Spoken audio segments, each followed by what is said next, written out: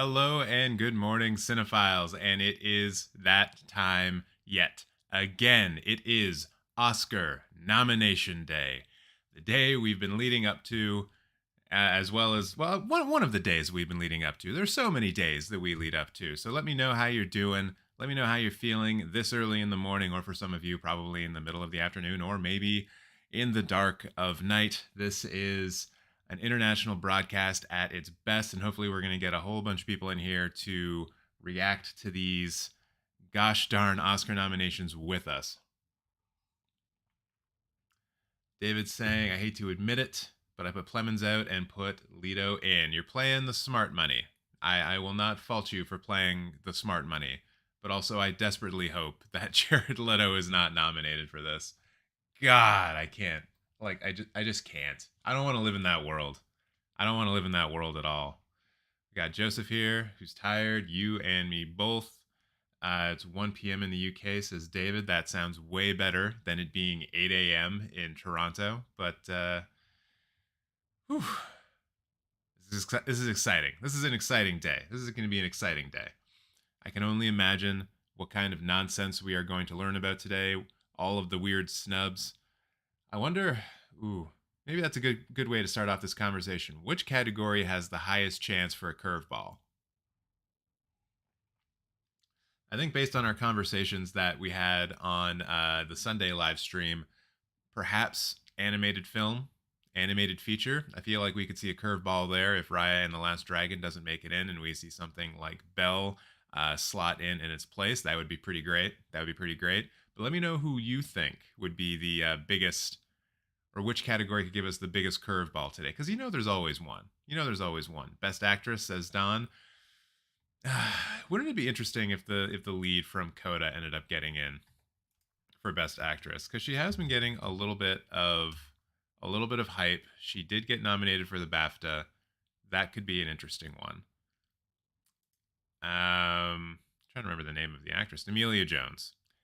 Her getting into Best Actress could be interesting, or Jennifer Hudson getting in for Best Actress. I think I said that maybe that's something that we could expect that could potentially happen, but I think Amelia Jones getting in for Coda would be a much bigger surprise as far as categories go. I'm also just gonna say that like Ghostbusters getting in for Best Visual Effects would be a pretty big curveball in my opinion, but I don't know everything about special effects. Maybe I'm way wrong on that. I was looking back down the years. Remember 1975, where the Best Picture nominee was Cuckoo's Nest, Nashville, Barry Lyndon, Dog Day Afternoon, and Jaws. What a year! Yeah, that's pretty. That's pretty good. Maybe that can be the subject of a live stream at some point in the future. Like, what year was the best Oscar year? I would contend that I think it might have been 2007 or 2008 where we had both No Country for Old Men and There Will Be Blood in the Best Picture race. And I think at that point as well, we were only doing 5 films in the Best Picture race, so it was a bit more concentrated. Let's say Don is saying, I want Quiet Place to win Best Sound. Well, let's see if it gets nominated first. That would actually be a bit of a curveball, not going to lie. I'm still waiting for Kristen's nomination, aren't we all? And I fear that we may have to wait just a wee bit longer. I don't have her in my top 5. I want her to be there, but like my head picks, she's not in it, unfortunately. I have a feeling West Side Story actually hits everywhere we thought it might miss. That could be interesting. It's like the surprise Dune. Like, I assume Dune is going to come away from this with at least 10, if not 12 nominations. And I guess West Side Story actually has that potential because it has more of a presence in the acting categories, right? Especially with like Ariana DeBose being the front runner for Best Supporting Actress. Mel G saying Coda. I don't even know if you're yelling or if you're just like spelling the name of the film properly because it is all in caps. I'm praying Joanne Scanlon for Best Actress for After Love. That's a whew, Dory. I don't want to say no and to like dash your dreams, but that would be a massive curveball. That would be the curveball of all curveballs. Will be interesting if Tick Tick Boom gets some noms and gets Best Picture nominee. I mean, I would love it to get Best Picture nominee. With Andrew Garfield being as well positioned as he is for the Best Actor nomination and potential win, even though I think we all think Will Smith is going to be the one who eventually takes it. Um, I don't know. Tick Tick Boom just does so many things right, and I really just hope that that it gets in. And hey, look who's in the chat. It's Mr. Bone Snap, Mr. Brent, who happens to be celebrating a birthday today. So why don't everyone get in the chat and wish Brent a happy birthday? He's always on these live streams, and I feel like a birthday shout out is only too kind of me to do.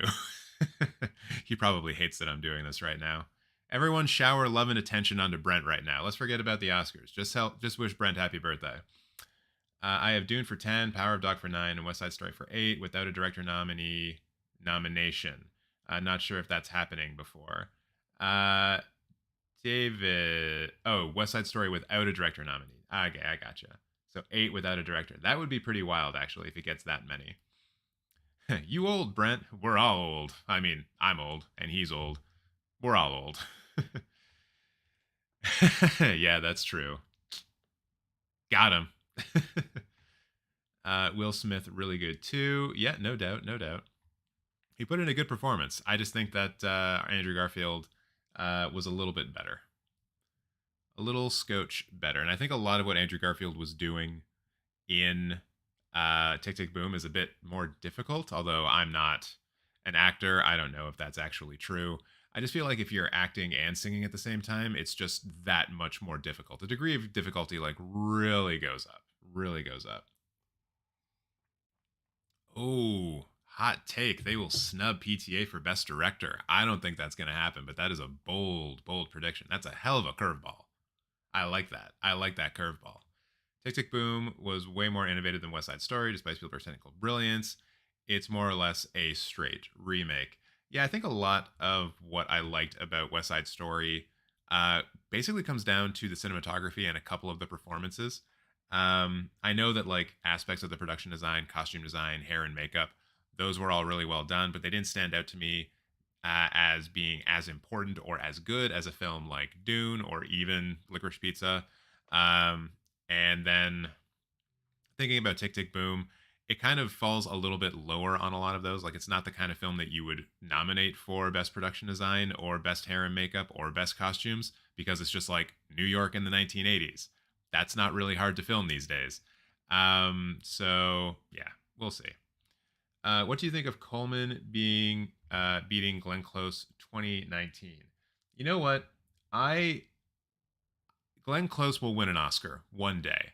And when she does, and I said this when I was reacting to this at the time, when she does, I want it to be for the best performance of the year. I don't want her to get like a sympathy Oscar or anything like that.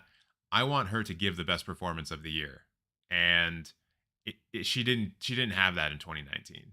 I think Olivia Colman in 2019 for the win was one of those rare instances where the Academy just said, you know what, this is the best female lead performance of 2019. So here it is. Here you go, Olivia Colman. So that was actually one year where I was like really impressed with the Oscars and how they went about it. But yeah, I do absolutely want Glenn Close to win an Oscar one day, no doubt. The diversity of the Academy could throw some real curveballs. I mean, yeah, I don't think they're going to be going out of their way to be like nominating people of color or anything like that. People at the Academy are still very much into the idea of meritocracy. It's just the idea of what they think are the best has certainly shifted since it's no longer or not as much of a collection of old white men. So that is a point. You do have a bit of a point there. It's the age of old Academy battle between the conservative choice, West Side Story, versus the innovative choice of Tick Tick Boom.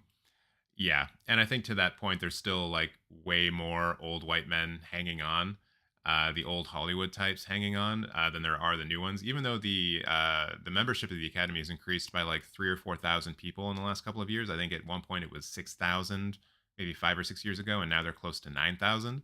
And a lot of that had to do with them being like, hey, maybe we shouldn't have like old white people who haven't even made movies for the last 15 years voting on this stuff, which is a good thing that they did. It's a good thing to let the kids have their say. Speaking of letting the kids have their say, terrible segue. I am running the Cinematech Film Awards, and I think based on who's here, a lot of you people probably know about the Cinematech Film Awards by now. If you don't, In the description box below, there is a link to the Cinematech Film Award nomination ballot. So if you are watching these nominations and you think to yourself, that's bullshit, they're not nominating the right people, then you should go down into that nomination ballot and nominate who you think should be winning in all of these categories. There's a lot of parity between what the Oscars does and the categories that we are going to have in the Cinematech Film Awards, but there's also some other ones like Best Stunt Performance, Best Science Fiction Film, Best Fantasy Film, Best Comic Book Film. We are trying to recognize all of cinema. There's also a Best Horror Film category, and there's some other nice little tweaks and changes in there as well. I think it's a better awards show, but we've only had one of them, and this is the first one, and it hasn't actually happened yet. So maybe it'll be terrible. Let's find out together and fill out your nomination ballot below. And if you are enjoying this kind of live stream, this kind of content, get subscribed to the channel, hit the notification bell so you know when I go live. Probably going to be like streaming a bit more often. I'm like always in the mode of trying to figure out what this channel is going to be and how it's going to look and how it's going to work. And I just know that even though I don't like stream that often, it's the thing that I enjoy the most about creating content. So it's something that I should do more often. The real trick is just making sure that like a lot of people are with me while I'm doing it, because this is great. We're at like 14 people. I love that. There's good stuff going on in the chat, seeing people that I know, seeing people that are new. I love all of that stuff. That's great. And I would love to do more of that if possible. Oh man, I should just go back to the chat. There's been a lot of stuff happening. Also, no one knows who has seen what, with a lot of Academy members not going to theaters or not getting screeners. That's also true. Parasite and Nomadland could signal a sea change. Nomadland does strike me as the kind of film that might have been able to do okay in like the old Hollywood, right? I bet my ballot will mostly be empty. That's fine. If you like haven't seen a lot of 2021 films, you're still allowed to vote on what you thought was the best. And like there's so many like people who have nominated already that like yeah, just throw your vote in. See what happens. Maybe that thing that you vote for the most will end up getting nominated, you know? So that's great. So let's just go vote. Get down in the description. Do the nomination ballot. Let's figure out who's actually done all of the best stuff this year in cinema. 2015, one of the best Oscar years: Room, The Martian, The Revenant, and Spotlight. That wouldn't be my favorite year. I do watch Spotlight like once a year, but that's because I like to watch people take down the Catholic Church. Oh man, I haven't watched The Revenant since it came out. I saw a tweet today that just sums up my feelings right now. If Kristen Stewart makes it in, I don't even care who else is nominated.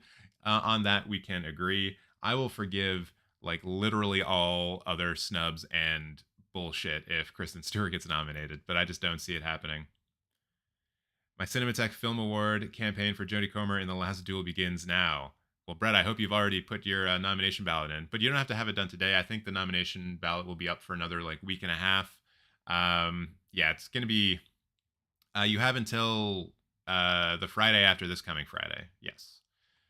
She is not getting nominated. She's actually quoted as saying, "I don't give a shit if I get nominated." But wouldn't that be perfect if she did? Because she said that. But yeah, that probably means that she's not campaigning, which is a shame. It's just frustrating. What do you think if Will, Andrew, Denzel, and Benedict got nominated? Who's gonna be the last one between Will Smith, Andrew Garfield, Denzel Washington, and Benedict Cumberbatch? Number 5 is probably, who did we say? I did a whole live stream about this like 2 days ago.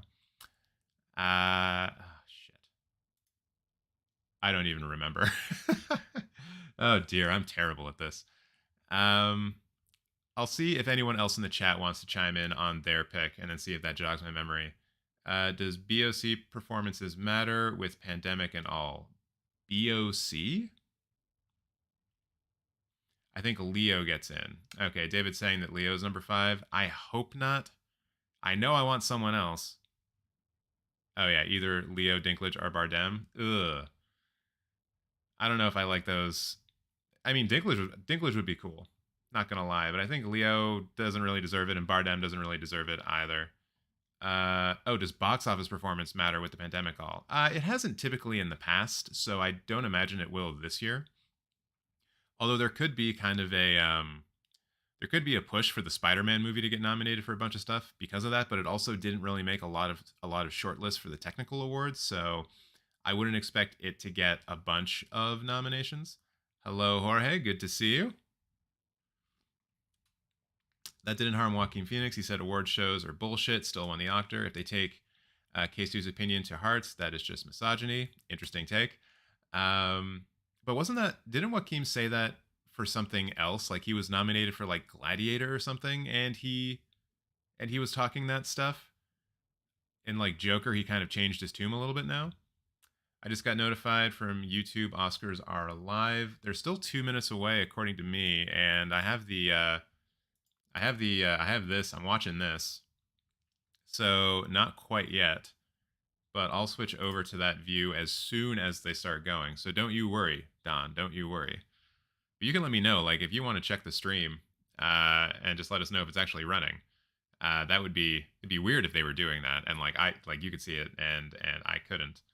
No Way Home is ranked 26 on the IMDb 250 list. Hashtag snubbed. Yeah. See, there's a reason why in the Cinematech Film Award Archive of Excellence category, I basically do not allow films made before or made after like 1990. You have it running already. Are you like a time traveler? Is that what you're trying to tell me?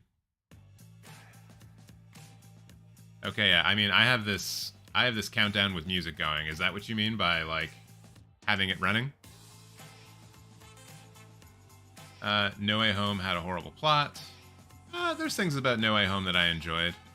I don't want to get into spoilers, and the only way I can really talk about it is just spoiling the hell out of it, so I'm not going to do that. I'm sure there's people on here who have not seen it, who plan to see it eventually. So I'm not going to go too hard on like spoilers or anything like that, but about halfway through No Way Home, I really start enjoying the film a lot more. Also, I hope you guys are enjoying these tunes, these warm-up tunes. I was listening to some Canadian death metal before I came on the stream. That got me pretty hyped. Do not spoil Spider-Man, please. Listen to the birthday boy. Don't spoil things for the birthday boy. All right, they just went to a black screen, which I can only assume means that we are very close. Very, very close. Whew. What category do you think they're going to show us first? It's running. There's two people talking. How are you guys so far much further into the future than I am? I'm gonna refresh this again. I mean, yeah, I don't know what to tell you. I'm as updated and as fresh as I could be. Good morning, afternoon, evening. So here we go. Here we go. go. The capital of the world, but movies really live wherever you come together in theaters or in your homes to share great stories told on the screen. People on Twitter betting Hamaguchi gets a nod. That would be great. Members of the Academy. They're movie makers, sure, but really movie lovers. Here we go. The films they've loved the most this year. That's my Jared Leto impersonation. It's not a Mario impersonation. Your family. Now's the time.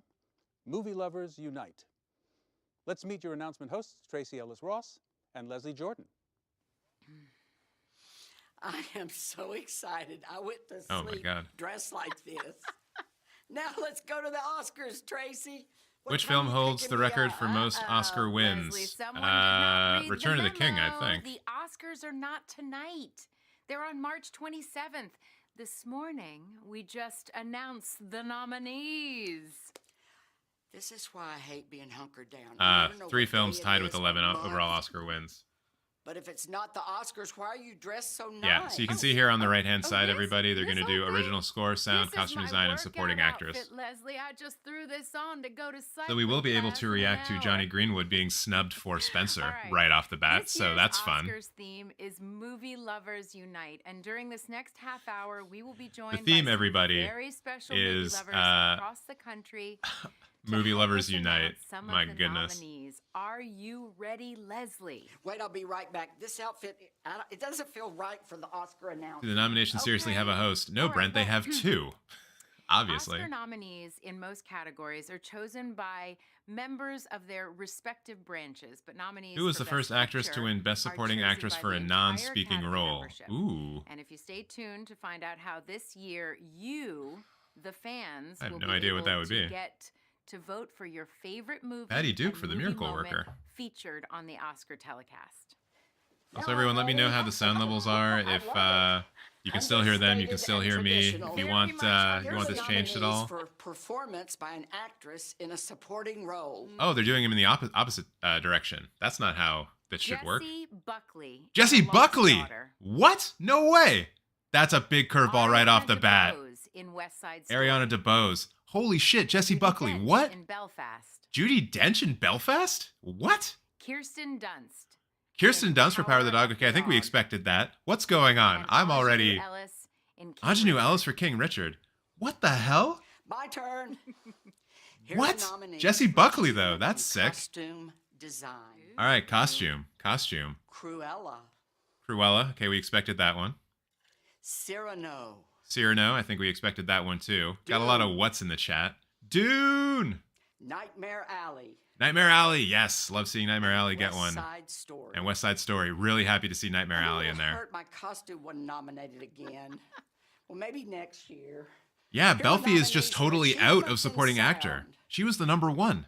Belfast. Oh, what the hell? Belfast for sound? Makes no Dune. sense. Dune, number one. No Time to Die. No Time to Die. There's number one Power for of the Bond. Dog, Power of the Dog. All right. and West Side Story. West Side Story. Makes a lot of sense. No Tick Tick As Boom. part of our Disappointed in movie that. lovers uniting across the country, let's go to Troy. Yeah, Michigan. no Ruth Joining Niga as us well. are 11 I can't healthcare believe Jessie professionals Buckley got from Beaumont nominated. Hospital. Has to be fair. Reading Holy the shit. nominees is physician's assistant and Tick fellow Tick Boom doesn't movie get sound. lover, Yeah, it's Shantia weird. Bobo Harden. Gucci who snubbed in loves costumes. the True. movie Girl Trip. True. Shantia, over to So you. did Spencer, to be fair. Thank you, Tracy. I honestly Here don't are know the how nominees for Judi achievement Dench in Judi music, Dench got nominated original over score. Katarina Belfi. Don't look up. Don't Look Up for original score. Dune. Dune.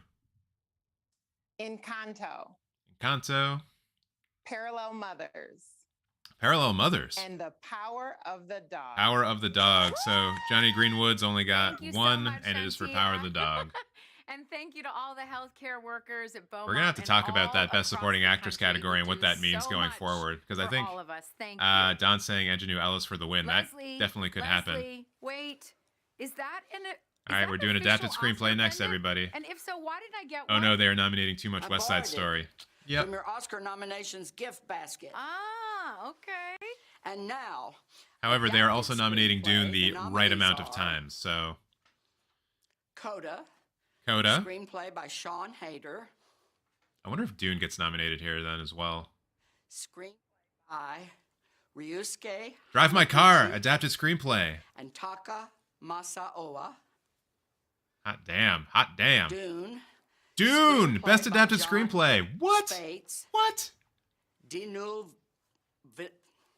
Denis Villeneuve and Eric Roth. This old man is so endearing. The Lost Daughter, written by Maggie Gyllenhaal. Lost Daughter, Maggie Gyllenhaal getting it. And The Power of the Dog. Power of the written by Dog, Jane coming up in the Campion. last. Yep, for sure.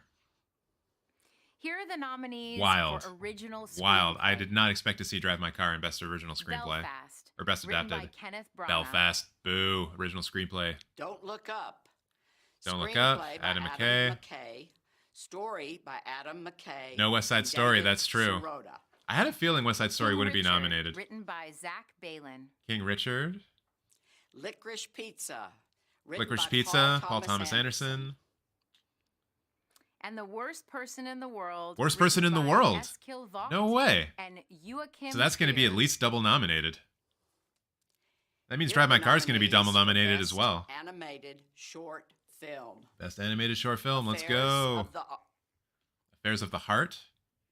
Wait, Affairs of the Bestia, Art. I don't think we talked about that one. Bestia, I remember coming up. Box Ballet, Box Ballet, I don't Robin, think we Robin. talked about. Robin, we did. and The Windshield Wiper. And the Windshield Wiper. I think there's a Another couple. category for me. I think there's a couple in there Back that to were not Leslie supposed to be again. there. I think Wow. they like my announcer voice. And now, the nominees for Best Live Action Short Film. Well done. Best live action short film. A La Cachu, Alakachu, Take Take and and Run. We thought that one would get in. The Dress, The Dress, I don't think so. The Long Goodbye, The Long Goodbye was. Because that's the one that has On Riz My Ahmed in Mind. it. On my mind. I don't and think. Please Hold. Please hold. I don't think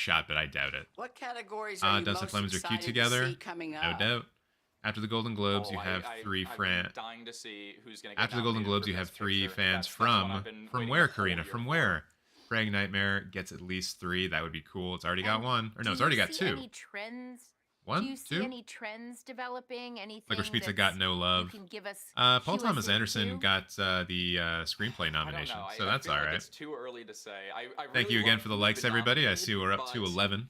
If you're I'm- just joining I'm us, make sure to interested like the video. see, I guess also best film editing. That's And one also, that if you I've don't always want loved to awkward look jokes, out the for, Cinematech Film and I'm Awards, always get into interested the to have nomination academy ballot listed voters, below and vote for your favorite decide. movies. So I'm just kidding, though. I that's probably will be definitely telling another one a that lot I'm of awkward kinda jokes really during the looking forward Cinematech to. Film Awards live stream. Licorice got screenplay. Yes, it Well, did. Thank Yes, you it did. so much, Reese. And you know It's what? We really also been have fun hearing your take I also have a on all of Letterboxd this, and account, we'll a be Discord server. checking Links back are in the with you description later. for all of it. So if you want to just hang out and talk about movies and all that stuff, get at me. Get at me down there. There's all the links. So, Leslie, how's it feeling on your side? Feeling good. Oh, they're just Yeah? they're just holding on this guy. Oh. Sorry, it's not Seems before I so finished. rushed. And the GG, you have 3 fans from Argentina. Hearing your We name were announced here this for you morning is always. a Thank you so moment. much. Big shout outs to Argentina. Each nominee will never forget. Not that I would know what an Oscar nomination is. Also, tell me a like, bit but more about boy can Argentinian dream. cinema. Like, if Oh, there's any Leslie, a like girl really can sick dream Argentinian too. films that came out like For this those year or last hunker year that I should downers check just out, joining because I'm us, always good really curious morning. about Good South American morning, film. And for those who have been watching, welcome back. They're playing a Spencer All clip. right, They're giving me hope. Now it is Ooh. time for Let's the not- rest of the let's- Oscar let's just- nomination announcements, including Let's not a go big overboard. one Let's just keep at our the end for let's Big keep Picture. keep it in. Keep it in. Keep it Here in are check. the nominees for achievement in film editing. Film editing. What do we got? What do we got? What do we got? Don't Look Up, Don't look up. All right. Dune, Dune. King Richard.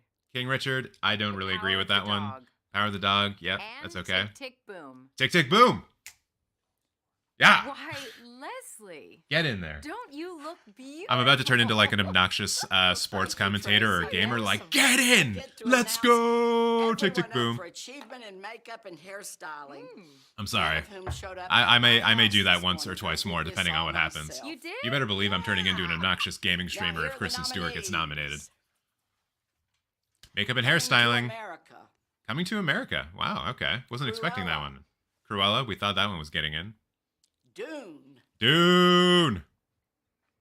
The Eyes of Tammy Faye. The Eyes of Tammy Faye makes a lot of And sense. House of Gucci. House of Gucci, yeah, for the work they did on Jared Leto, And I'm now fine it with is that time to particular meet a nomination. Huge movie fan. Maybe there's hope for Tick Tick coming Boom. to us from No Tampa. Licorice Pizza or Belfast. movie Oh, for fan, editing. huge True, guy. true. Well, to me, everyone is huge. Oh, Leslie. He is a WWE superstar who established Oh my God. the award-winning. This guy, Titus if you ever want to Award see a great Academy video of him, at he Sly has a Middle Royal Magnet Rumble School. entrance where he The trips Academy's before getting to the mission ring is to and serve like economically goes disadvantaged underneath the students ring. by providing It's them hilarious, with a and first-class it's one of the education best and things create that's a ever wonderful happened in culture a of wrestling match. positivity. Here is Titus O'Neil. Titus. Thanks, Tracy and Leslie. At the BAFTAs, To they read just the names announced of the nominees awards. in this Yeah, they're next trying to turn category this into is a more of an fellow event. movie lover, I don't 80s knock them track for this. star, high No Best honorable Picture winner has one with Courtney out an Anderson, editing nom. who Looked like a loves Power of the Dog entire sweep. Twilight movie series. Courtney, take it away. What? Here are the nominees for the Best Animated Feature Film. Best animated feature. Let's see if there's a curveball. Encanto, Encanto, not a curveball. Flea, Flea, not a curveball, although great to Luca. see. Luca, not a curveball. The Mitchells versus the Machine, All right, what's number 5? and Raya and the Lost Dragon. Belle not getting in. All right, well, that was pretty much the top 5 we were expecting. Sing 2 didn't get in. Belle didn't get in. So thanks I'm to sad about Titus, Belle. Courtney, and Belle all is those Belle is amazing real cool. students Go check for out Belle if joining you us. haven't. And Or even if you now, can, here it's like are the it's in limited nominees release. for achievement in music original song. Original song. Be Alive from King Richard. Be Alive, King Richard. Okay. Dos Oruguitas from Encanto. Dos Oruguitas from Encanto. Down to Joy from Belfast. Down to Joy from Belfast. No Kind of Time to expected Die that one. From No Time to Die. No Time to Die. Does Billie Eilish get double And nominated today? Somehow You Do from Somehow Four You Do Good from Days. 4 Good Days. Ooh, Diane Warren. There it is. The We were talking category about that is on Best Sunday. Documentary short. Oh, you're making me do the short category again. I didn't do it. It Best wasn't me. documentary short. Also, bless this Here are old the man. nominees for He's Best having a good time. Documentary short subject. Audible. Audible. We thought that one was going to get Lead in. Me Home. Lead Me Home. I don't remember that one. Queen of Basketball. Queen of Basketball. Yeah, we thought that Three one would. Songs for Ben Azir. 3 songs for Benazir. When We Were Bullies. And When We Were Bullies. A couple of those I don't recognize, so there could be some Now curveballs here there are as the well. Nominees for Best Documentary Feature. Best doc feature. Ascension. Ascension, okay. Attica. Attica, ooh. Flea. Flea, double nominated Flea. What Summer up? of Soul, or When the Revolution Summer of Could Soul. Not Be Televised. Awesome, awesome. And Riding with Fire. Writing with Fire, okay. 2 in there, definitely Joining thought. us Ascension, from also Times pretty Square sure. Are New York's bravest members of the Fire Department of Y'all, New they York. shut down a At the street for this. microphone is fellow movie fan I'm Lieutenant never doubting Thomas Warren again. She Pereira, puts whose out a song and I'll favorite predict it for movie the is Oscars. Goodfellas. It's probably a good thing. Probably a good thing to go with. Thank you, Leslie and Tracy. Coming to you live from Times Square. What are we doing Are here? the nominees for achievement in visual effects. All right, visual effects. Ghostbusters Envelope, would be please. the curveball in my mind. Dune. Dune! Free Guy. Free Guy, that's a Time to fucking Die. curveball. No Time to Die? Shang-Chi and the Legend Shang-Chi. of the Ten Rings. Wow. Spider-Man. Spider-Man. Y'all, Home. this is weird. I think a lot of weird things just happened. Thank you so much What? to all the firefighters. Like Dune for sure, but Free Guy, I don't think paramedics, and anyone EMTs for was all expecting that you Free Guy to do. get in there. I wave Like, every time you drive wow. by. Oh, yeah. say, I mean, "Hello, Matrix firefighters." Gone, I really yeah. do. Next I up, kept the saying that it was bad, nominees but for now that they achievement are not in bad, but the cinematography. yeah. Oh, well, they're doing cinematography. I'll just shut up. Dune, Dune. Nightmare Alley, Nightmare Alley. Ugh. Power of the Dog, Power of the Dog. The Tragedy of Macbeth, Tragedy of Macbeth. and West Side Story. And West Side Story. And now, Belfast. here are the Didn't get it. nominees for Thank achievement fucking in Christ. production design. Actually, thanks Satan. I should thank Satan. Thank you, Satan. Dune. Production design. Dune. Does Nightmare Alley get in here? Nightmare Alley. Yes! Oh my Power god, of the Nightmare Alley. Dog. Thank you. The Power of the Tragedy of Dog. Macbeth. Great. Tragedy of Macbeth, West baby. Side Story. Yes! West Side Story. Oh, my cat is fucking wild over here because I'm wild. Oh my god. Belfast Are out. you wearing Belfast something out. different again? Out of here. Just 'cause I'm Nightmare hunkered Alley, down, Dune, doesn't Tragedy of mean I can't Macbeth. dress I'm up. so goddamn happy So about here are that. the This is sick. nominees for This is Best sick. International yes. Feature Film. Drive My Car. Drive My Car, Best International Feature Film. Let's go. Flea. Let's go. Denmark. Flea. Flea, triple nominated, like I The predicted. Hand of God. Hand of Italy. God. Cool. I'm so hyped right now, y'all. A Yak in the Classroom. Luna, what? Bhutan. Lunana? No way. And the worst person in the world. Oh my god. Leslie, you keep stealing Yo, all my lines. Lunana is a film from the country of Bhutan. They have 2 movie theaters in Bhutan. What the Ira fuck? Aldridge Theater Holy at shit, Howard that's huge. University in That is Washington, huge. DC, where we have a special Oh my god. I Felicia think my Rashad is my dean of neighbors are Chadwick awake. A. Boseman Probably. I'm College of so Fine sorry. Arts and Holy joined us shit. with some of her That's students. the curveball. Hello. That's the fucking curveball. Lunana is the Hello, and curveball thank of you, all Leslie and curveballs Tracy. today. All of our Holy students here shit. Are so inspired Holy by shit. Chadwick Boseman, a Howard grad who was Wow. so committed to this university. And as you know, Chadwick was nominated last year for Best Actor, and we are so I'm just- honored to announce the nominees. I'm in this stunned by category. that. I am Speaking on absolutely behalf of stunned the by that. students who are with us today is a senior who's receiving his Wow, BFA that guy's going to the acting, Oscars. I saw John him Woods III. on a goddamn live Q&A when I saw that movie at TIFF. Unreal. Javier Bardem in Being the Ricardos. Javier Bardem, Benedict Cumberbatch in killing my Power mood. of the Dog. Benedict Cumberbatch, Andrew all right. Garfield in Tick Tick Andrew Boom. Garfield, my man. Will Smith in King Will Richard. Smith, no surprise. And Denzel Washington. in Denzel Washington. Tragedy All of right, so Macbeth. that's pretty safe. I think that also mirrors the SAG Awards. So Well done, beautiful. Thank you. you know, what are you Felicia gonna and do? John and all of the Spielberg students safe? who I don't joined know. us today. And now. All right, y'all, here it comes. Nominees for performance by an actress. Let's in a see. leading role. Let's see. Jessica Chastain. in Jessica The Eyes of Chastain. Tammy Faye. All right, I had her on the outside. Olivia Colman in The Lost Daughter. Olivia Colman, all right.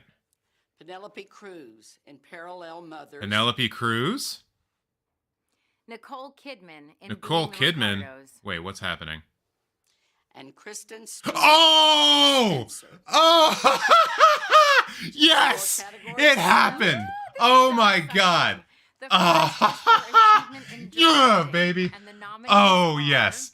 Chat, show me what's up. Kenneth Show me what's Branagh, up. Belfast. Kenneth Branagh gets directing. Who gives a shit at this point? Kristen Stewart just got Ryusuke fucking nominated. Hamaguchi, Drive My Oh, Car. Ryusuke Hamaguchi for Best Director. Holy shit. Put Paul Julia Thomas Docker now. Make Anderson, my fucking Licorice day. Pizza. Holy shit. Holy shit. Jane Licorice Pizza. Campion, Licorice Pizza. The Power Jane of the Campion. Dog. Of course. Of course.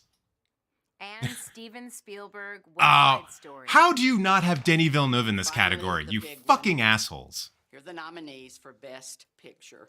Oh my god. All right. Belfast. Boo. Laura Belfast. Harwick, Wow, my Kenneth god. Branagh, So many goddamn Becca, emotions. Shit. Kovacic, and Tamar Thomas. How do you not have producers. Denis Villeneuve in Best Prediction or Best Director? Coda. Ridiculous. Philippe Rousselet. Ridiculous. Fabrice Giaffarni, Belfast and Coda Patrick insofar. Roxburgher, producer. Oh boy. The producers. Rocco, Don't I'm Look so Up, sorry. Here, you can Adam come in here. McKay and Don't look Kevin up. Messick, producers. Come on. Come on, Kat. Drive My Car. Drive My Car, Best Picture. Yamamoto, What? producer. No fucking way. Mary Perry, Dune. Denis Villeneuve, and Cale Boiter. It's so weird Producers. that Denny didn't get King Best Richard. Director. Tim White. King Richard. Trevor All White, right, all and right, Will all right. Smith, Yo, producers. a lot of, yeah. Licorice Pizza. Sarah Murphy, Where the Gaga stands at Adam now. Somner, and Paul Thomas Anderson. Producers. Licorice Pizza in here. Nightmare Alley. Guillermo del Nightmare Toro, Alley. Jay Ugh. Monaco, and Bradley Sick. Cooper, Maybe people will producers. actually watch the goddamn thing now. The Power of the Dog. Power of the Dog. All right, we're getting Jane 10. We're getting Campion. 10. Tanya Segachian. Sorry. All right, I Emil think they're doing this Sherman, in Ian in Canning, alphabetical order. Roger So what could Frappier, be producers. the last one?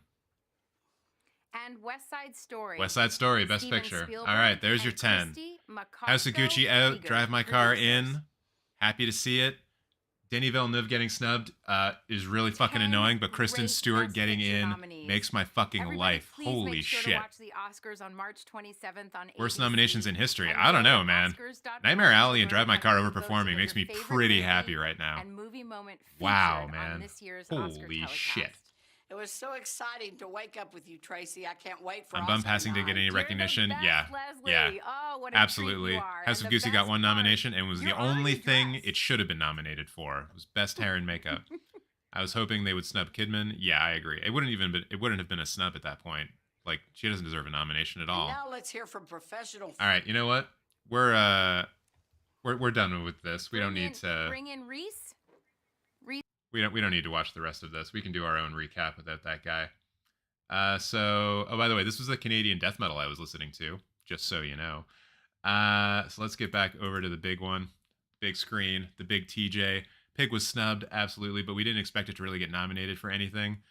Apparently, Brent was telling me that Kristen Stewart was going to get nominated. Considering you were earlier complaining about how you haven't seen any of the films in 2021 and can't fill out a Cinematography Film Award nomination ballot, you will excuse me for not going to, for not believing you or not taking you at your word. This is the best thing I could have hoped for. Oh my God, I'm so happy for Best Actress, Cruise and Stewart. Yeah, it's pretty wild. We need to process this. Let's process it together, y'all. So I'm just gonna go like look up the Oscar nomination stuff. We can go through these again. We can discuss them. We can decide. We can process all together. I am so hyped. I am so hyped right now. Like, so much good stuff happened. And I know that I said that if Kristen Stewart got nominated, I wouldn't care about any of the other snubs, but Denis Villeneuve not getting nominated for Dune really pisses me off. Really pisses me off. Like, that should have been a no-brainer. It should have been a no-brainer. 100%, absolutely. BAFTA went 0 for 5 on Best Actress. Oh my God. All right. Let's see. I wonder if Oscars has like updated its website. How do I spell? Enter. Awards. Yeah, those ones. Oh, they still haven't updated their own website here? Jeez Louise.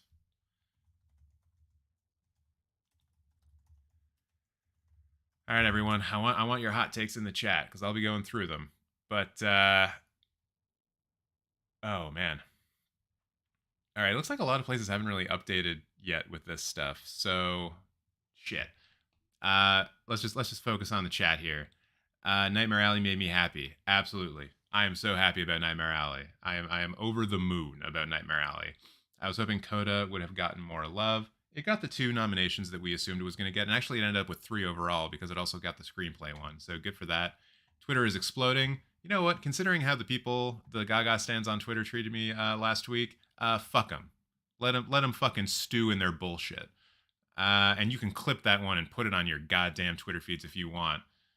Y'all came for the queen, or rather the princess, and you missed. Referring to Kristen Stewart specifically. I am not the princess. I'm so happy about Gaga snub. I'm a bit late. Guess I missed something. Oh, CK, there is a lot. There was a lot. Kristen Stewart got nominated. Nightmare Alley overperformed. Drive My Car in Best Picture. Like so much cool shit happened.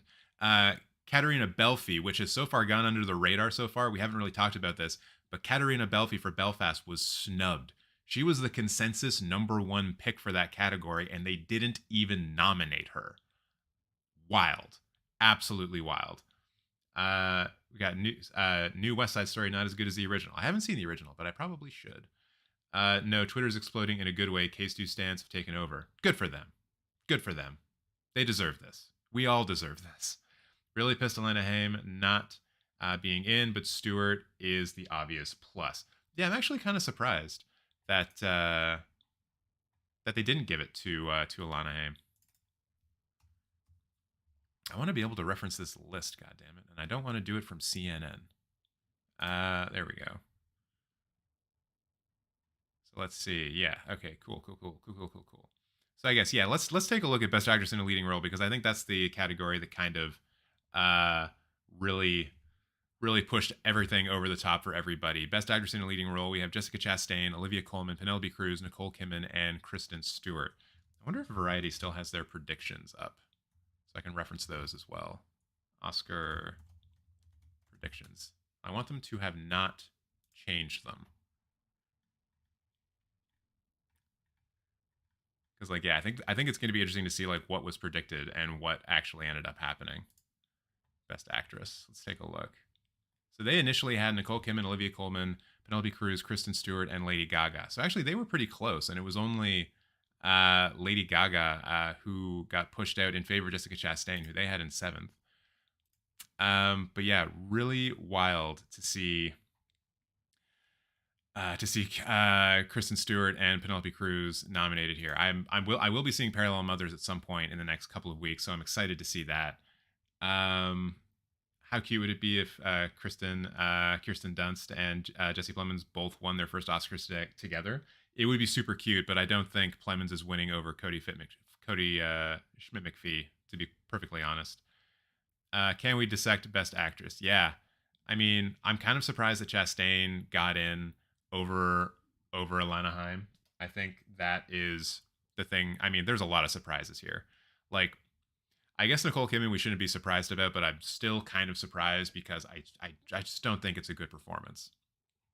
I mean, it's a good performance, but it's not like an Oscar level, or not something that I would put at the standard of Oscar. I know that's like kind of a weird thing to say because, of course, the Oscars are not a meritocracy, as we will see in other categories. But I'm disappointed to see Nicole Kidman here. Just like from a heart standpoint, it is certainly something that we expected. Happy to see Olivia Colman. Happy to see Penelope Cruz. Over the fucking moon to see Kristen Stewart. Over the moon to see Kristen Stewart. We got a bunch of people in here. I'm going to assume that maybe the K2 stands found us, or someone clipped something and put it on Twitter. I didn't know how we suddenly got so high in the viewers. But if you're new here, please like the video and check out the Cinematech Film Award nomination ballot in the description box below. If you thought that the nominees that were just announced for the Oscars are kind of bullshit and you want to nominate other films, you can in that nomination ballot. And subscribe to the channel. I'm going to be live reacting to all of the award shows that I can, including the Oscars, and running my own award show, the Cinematech Film Awards. There's my spiel for now. Oh, and like the video as well. Let's see if we can bring some more people in here. Let's get this engagement way up. Because today's a good day for the most part. Today's a good day. J.K. Simmons over Feist and Cooper. Whoa. Yeah. Although Cooper Hoffman, I believe, was being... are you talking about Bradley Cooper? Yeah, I guess Bradley Cooper for Licorice Pizza is what you're referring to. Because I'm going to say Cooper Hoffman was being put forward for Best Actor and not Supporting Actor. So I'm so happy for Kristen. Yep. Javier didn't kick anyone out.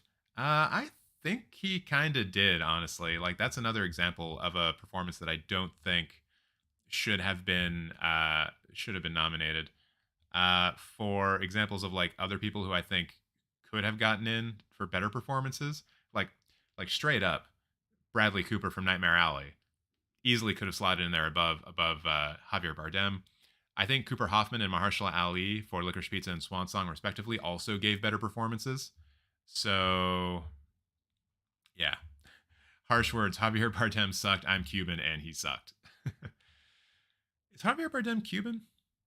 Or, like, I know he was playing a Cuban in the movie, but I don't remember. Oh, The Rescue didn't get nominated for Best Documentary. That's right. That's another big curveball. That's Disney fucking up. The acting branch went wild. Yes, they did. Yes, they did. What the hell is Javier Bardem doing in there? Even Adam Driver in Annette and Last Duel was better. Yeah, although in The Last Duel, he would have been playing a supporting role. The only like lead role technically in that film, I think, would have been Jodie Comer, because I don't even think Matt Damon would have qualified as lead. Although that's probably one of the ones where like you apply for it. So yeah, gotta go. Have a meeting in 10 minutes. Told you about Stewart. Also, today is not my birthday. Haha. Have a good one, TJ. What? It's February 8th. Your birthday's February 8th. What the fuck? No, he's not Cuban. Okay, yeah. I think he's Argentinian. Okay. Still sad for Ruth Niga. Justice for her and Simon Rex. Yo, Simon Rex, of course, also could have slotted into the Best Actor category very easily over Javier Bardem.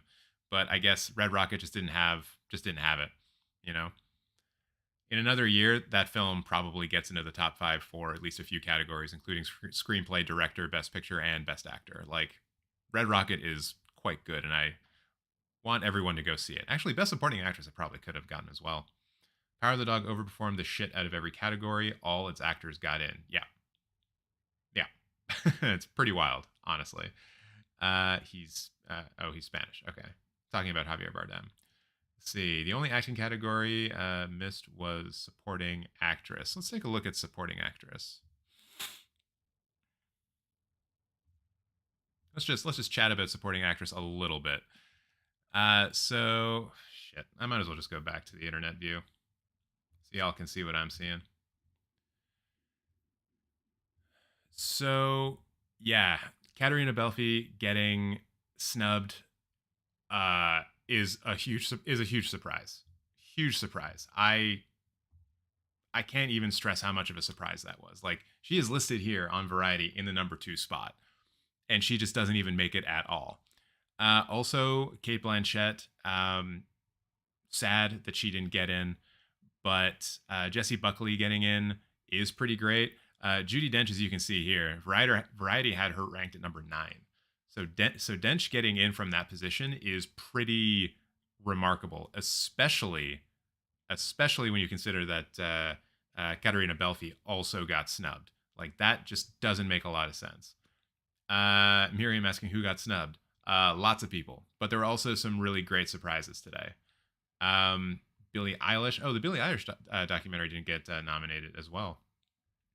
So everyone in the chat, tell me who you think the biggest snub of the day was. Your one pick for the biggest snub of the day. Jessie Buckley did get nominated for Best Supporting Actress. That was that was one of the big surprises today. I think Katerina Belfi not getting nominated was a pretty big snub. I don't know if it was the biggest snub of the day, but it was pretty big. I honestly think Denis Villeneuve not getting Best Director is the biggest snub of the day. Unless I'm like just missing something, unless I'm not remembering a big one, it's Denis Villeneuve not getting nominated for Best Director. That just makes no sense to my brain at all. Let's take a quick look at it here. By the way, and these are just going back and looking at the predictions. Actually, yeah. Why don't we just go here, because I think Best Director's right here. So obviously, Drive My Car overperforming is a great thing to see. Ryusuke Hamaguchi getting nominated for Best Director is awesome. Kenneth Branagh, not a big fan of that. But PTA, Jane Campion, Steven Spielberg, all makes sense. And And honestly, like the fact that Kenneth Branagh is here for Belfast, but Denis Villeneuve is not here for Dune is a fucking travesty. And it's one of those things where the Oscars really needs to check its head. Because you cannot tell me, you cannot look me straight in the eyes and tell me that from a directorial standpoint, Belfast is superior to Dune. That's not how reality works. It's a huge snub. It's a huge snub. Let's see. Oh man, chat's going wild. Love to see it. Yes, Denis Villeneuve is biggest snub, says Jeff. I agree. Titan wasn't nominated for anything. Yeah, we weren't expecting it to be nominated for anything. It didn't even make the short list for Best International Film. So the only thing it really had a shot at was Best Director, and that was a huge outside shot, especially with director being as strong as it was this year, and with Ryusuke Hamaguchi getting in as well. Every time King Richard is nominated for something, I roll my eyes. Now I'm blind. Thank you, Academy. Macbeth overperformed as well. It has, what, 3 nominations? 4? Did it get into Best Picture? I can't remember. I don't think it did. Yeah, it didn't get a Best Picture, but it got Best Production Design, Best Cinematography, and Denzel Washington. It got 3. It got 3. And didn't get Best Picture, which is interesting. And Coda only got 3, but did get into Best Picture. Strange. Hand of God sucked. Hey, I liked Hand of God. I hate the Gucci film. LOL. It only got nominated for the... House of Gucci got nominated for the one thing it should have been nominated for, which was Best Hair and Makeup. Got shut out for everything else, and I think that is a reflection of the film's quality. Nightmare Alley for Best Picture is a shocker. It's such a pleasant surprise. It's such a pleasant surprise. The fact that Nightmare Alley has overperformed to the extent that it has is incredible. But yeah, Nightmare Alley getting in and not having any major acting nominations is a bit of a surprise to me. But I think it did get enough of the other categories. But yeah, I'm just gonna say like this, and we'll go through all of these. But yeah, I really am pissed off about Denis Villeneuve not getting nominated for Best Director. Like that's wild. Alana Haim, biggest snub, as well as Expedia not getting editing, but overall happy with Drive My Car, Nightmare Alley, Jessie Buckley, and Kristen Stewart. Yeah, I'm not as sad about Licorice Pizza getting snubbed for editing, but we'll look at who actually got in, and I'll probably change my mind about that.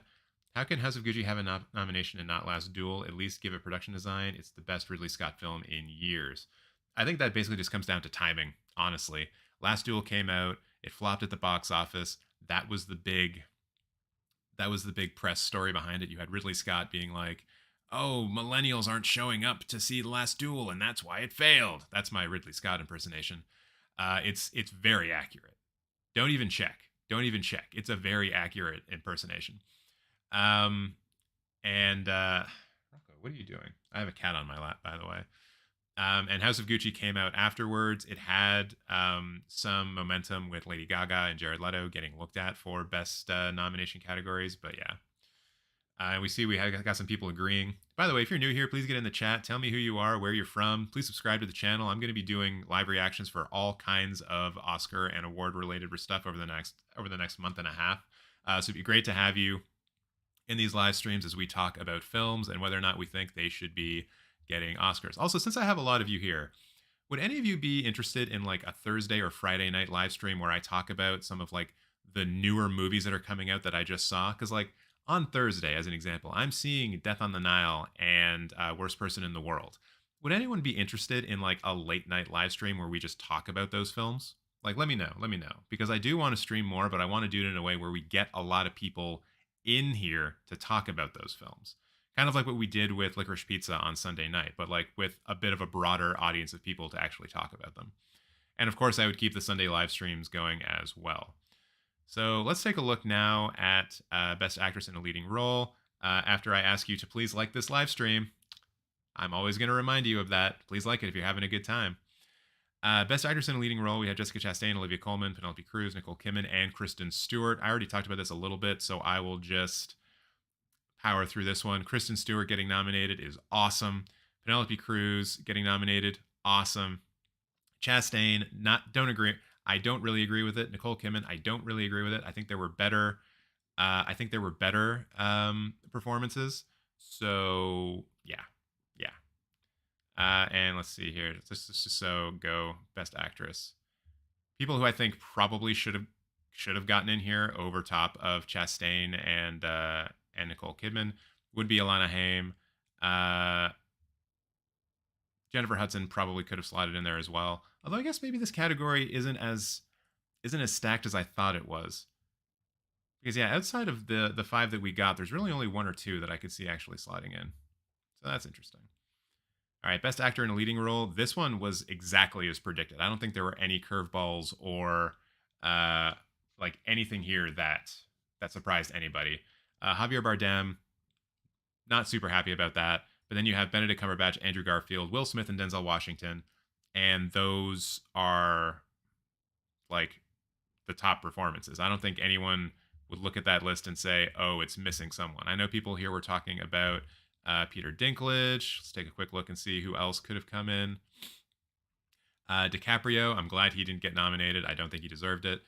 Bradley Cooper, I think, could have slotted in really easily. I think Cooper Hoffman probably also could have slotted in pretty easily, and Mahershala Ali could have slotted in very easily. And of course, Simon Rex and Nicolas Cage should have been in there, but you know what? There's only 5 nomination spots. So yeah. Oh, it looks like Mel is leaving us. Have yourself a good day. Thank you for joining us, and come back for future live streams. I appreciate it when people show up. I'm in the minority, but I didn't really like Licorice Pizza, so I'm relieved Haim missed the nom. I think, you can not like Licorice Pizza and still appreciate her performance. I think she did very well. Tessa Thompson was better than Kidman. I just didn't see her as Lucy. I think, yeah, Tessa Thompson probably should have gotten in for Best Actress. Like, you can easily make that argument. Cinematographer, who's a woman for Power of the Dog? Woohoo! Yeah, she's got a good shot at it. Although I think Dune is still the number 1 pick for that category. I feel like I've missed a lot of stuff. Nick Cage, well deserving, would have been the biggest surprise to get in. Oh, I don't think anyone was thinking that he was going to get in. Also got some yeses for a late night stream. All right, maybe we'll try that out. Keep a lookout on the channel and get notified. I'll try to let everyone know if that's happening by like tomorrow at the latest. So either get in the Discord, follow me on Twitter, subscribe to the channel. I'll make sure that you know if you are following me in all of the right places. Bardem getting over Mahershala Ali, Dinklage, and Bradley is sad. I agree. Kenneth Branagh's Belfast film nominated for 7 Oscars. It didn't even really feel like it was nominated for 7, because I think it did kind of underperform. But yeah, it's 7 is still way too many. So glad for Jessica Chastain. Yeah, I would have preferred if she wasn't in it, but I'm happy that you're happy. I would have loved Ali. He's been amazing since the 1400. Holy shit, was he in the... Oh wait, the 1400.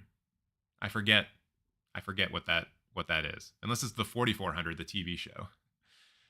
Surprised but pleased, the Cooper and Leto missed out and called it, but they put them in at the last minute. Dang. I'm calling it Power of the Dog will win Best Pick and Cody. Yeah, I think Power of the Dog is pretty much the consensus pick for Best Picture at this point. I would love it for it to be Dune, but with Villeneuve missing on director, that just doesn't really have any possibilities now, in my mind. I just noticed we have 2 married couples nominated in the same year. Cruz Bardem and Dunst Clemens. Oh my god, that's right. That's right. Well, between Cruz and Bardem, I don't think either of them are going to win. But Kirsten Dunst has a good shot at Best Supporting Actress, so maybe that'll be a good night for at least one of those couples. I have to go to work. It's been an hour and I haven't done anything. See you guys. All right, have a good one, Alonzo. Enjoy working. If not Best Film, Best Adapted Screenplay for Power of the Dog. I think, yeah, Best Adapted Screenplay is also a pretty good pick. Flea is nominated for Best Animated Feature. Flea is triple nominated, everyone, just like I predicted way long time ago. And Mitchell vs. Machines is also very good. I need to watch it still, so that is going on the list. Actually, that reminds me, Dory, you brought this up when we were talking about the BAFTAs, how many of these films we've already seen.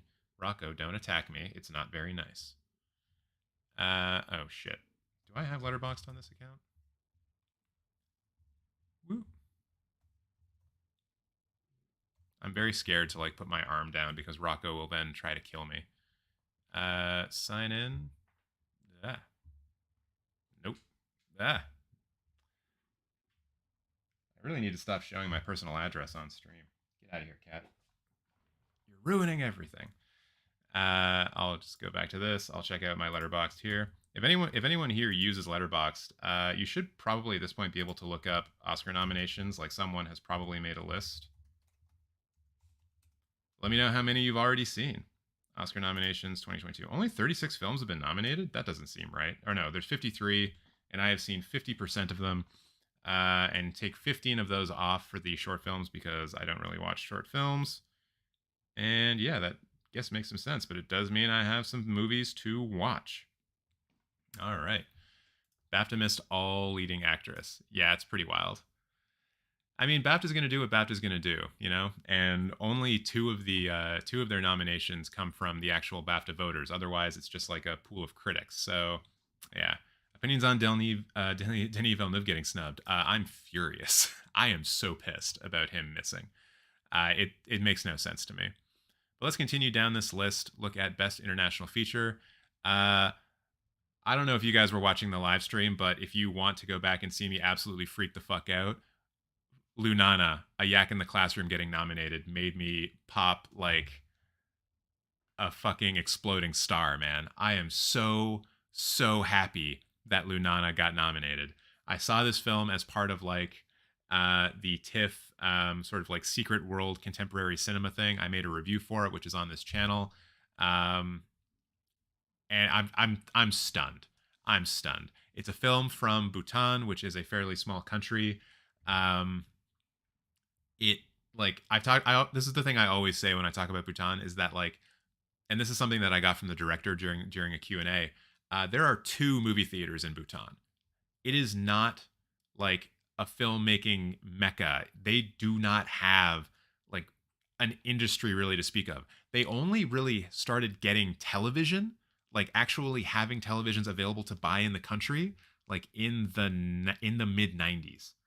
And to go from like there to fucking being nominated for Best Picture at the or for Best International Feature at the Oscars, wild, absolutely wild.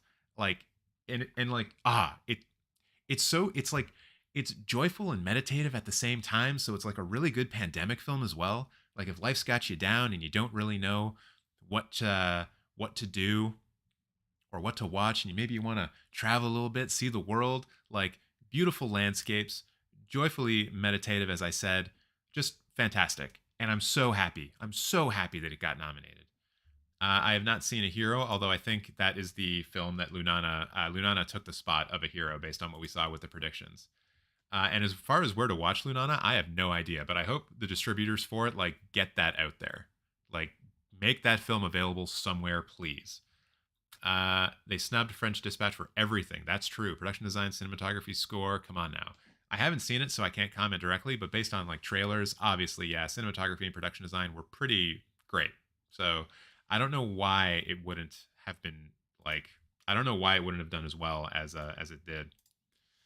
So yeah, still got a good amount of people in here. I love it. I love it. I love it. All right, let's talk about production design. Let's talk about production design. If you're here, get subscribed, get notified. You want to come back and watch me live stream more. I know you do. Production design, Dune, Nightmare Alley, Power of the Dog, Tragedy Macbeth, and West Side Story. And when we were talking, about this on Wednesday or on Sunday, we were thinking like how stupid it would be if Tragedy Macbeth did not get nominated. And here we are. Here we are. Tragedy of Macbeth absolutely deserved to be in this, and I'm glad it's there. Nightmare Alley, also super excited that it's there.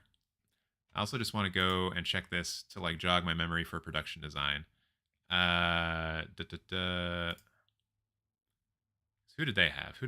Oh, they actually had Nightmare Alley in there. So they had the French Dispatch and Cyrano in there that got booted. And Tragedy Macbeth all the way down here from number 9 into nominated. Wild. Power of the Dog also going number 10 into nominated. So that's Cyrano and French Dispatch getting booted for the number 9 and 10 spots, according to Variety. Pretty insane. You were pumped when Tick Tick Boom got editing, went ballistic on Drive My Car, took up a notch with Kristen Stewart, and finally orgasm when Nightmare Alley got Best Film. Yeah, I was all over the map today, y'all. Power of the Dog was big surprise over French Dispatch. Yeah, absolutely. Although I think this is probably a case of like the films that people were nominating for like Best Picture just sort of overtook some of these categories. So like all 5 of these are Best Picture. Or no, Tragedy Macbeth is not. So I should shut up about that. Ooh, yeah, tough to say. Categories where I predicted 5 out of 5: lead actor, animated feature, sound, makeup, and hair. Yeah, I think those were probably some of the easiest ones to predict. Although I think I had Tick Tick Boom and sound and got shut down for that one, which is lame and sad, and I don't like that. Let's move on now to Best Cinematography. Dune, Nightmare Alley, Power of the Dog, Tragedy Macbeth, and West Side Story. Tragedy Macbeth was another one for this one that we thought that maybe didn't have a shot, and Nightmare Alley as well had an outside shot. But let's double check, because this is how we figure out like what was snubbed and what the surprises were. So I mean, Belfast not getting nominated, like that makes me super happy. But yeah, we had Dune, Tragedy of Macbeth, Power of the Dog, and West Side Story. Wait, did Variety go 5 for? Oh, no, because Belfast got booted for Nightmare Alley. Yeah, Nightmare Alley getting in over Belfast. Every time I say that sentence, like without any kind of context, it just makes me so happy, so pleased. Nightmare Alley over Belfast every single fucking time. I'm shook Kate and Bradley missed out. I'm more surprised that Kate Blanchett didn't get in. Bradley was never really in the discussion for Nightmare Alley, but he, or maybe you're talking about his role in Licorice Pizza. It's hard to say. I wish Tick Tick Boom would have gotten into Best Picture. Yeah, I wish that too, but wasn't in the cards today. Best Visual Effects. This is another one that really surprised me. Free Guy. No one was saying Free Guy getting nominated. No one was saying that. Let's take a look. Visual effects. Who did they have as top 5 in here? Dune, Spider-Man, No Time to Die, Ghostbusters, and Godzilla vs. Kong. We didn't get Godzilla either. Shang-Chi booted that. And Free Guy booted Ghostbusters. Like, look at this. Free Guy was 9 down here. 9, and Shang-Chi was 7. I think Variety needs to bring on some new people to do predictions, like this guy right here. David got 5 out of 5 for cinematography. Well done. Predicting Nightmare Alley getting that cinematography nomination. That's some real shit. I wish Tick Tick Boom would have gotten into Best Picture. I already read that. Visuals in Free Guy is stunning though. I guess it's just been a while since I've seen it, and so it kind of faded from my mind. Yeah, still surprised though. Still surprised. A Rising Tide rises all ships for Power of the Dog. Yeah, I think there's a. Yeah, I think you are correct in saying that. Best documentary. I don't have a lot to say here. I think Summer of Soul and Flea were the ones that I expected to get in, and they did. Everything else is kind of a toss-up for this category. I'm pretty sure Variety got some of these wrong. I think Ascension and Attica, maybe they got right.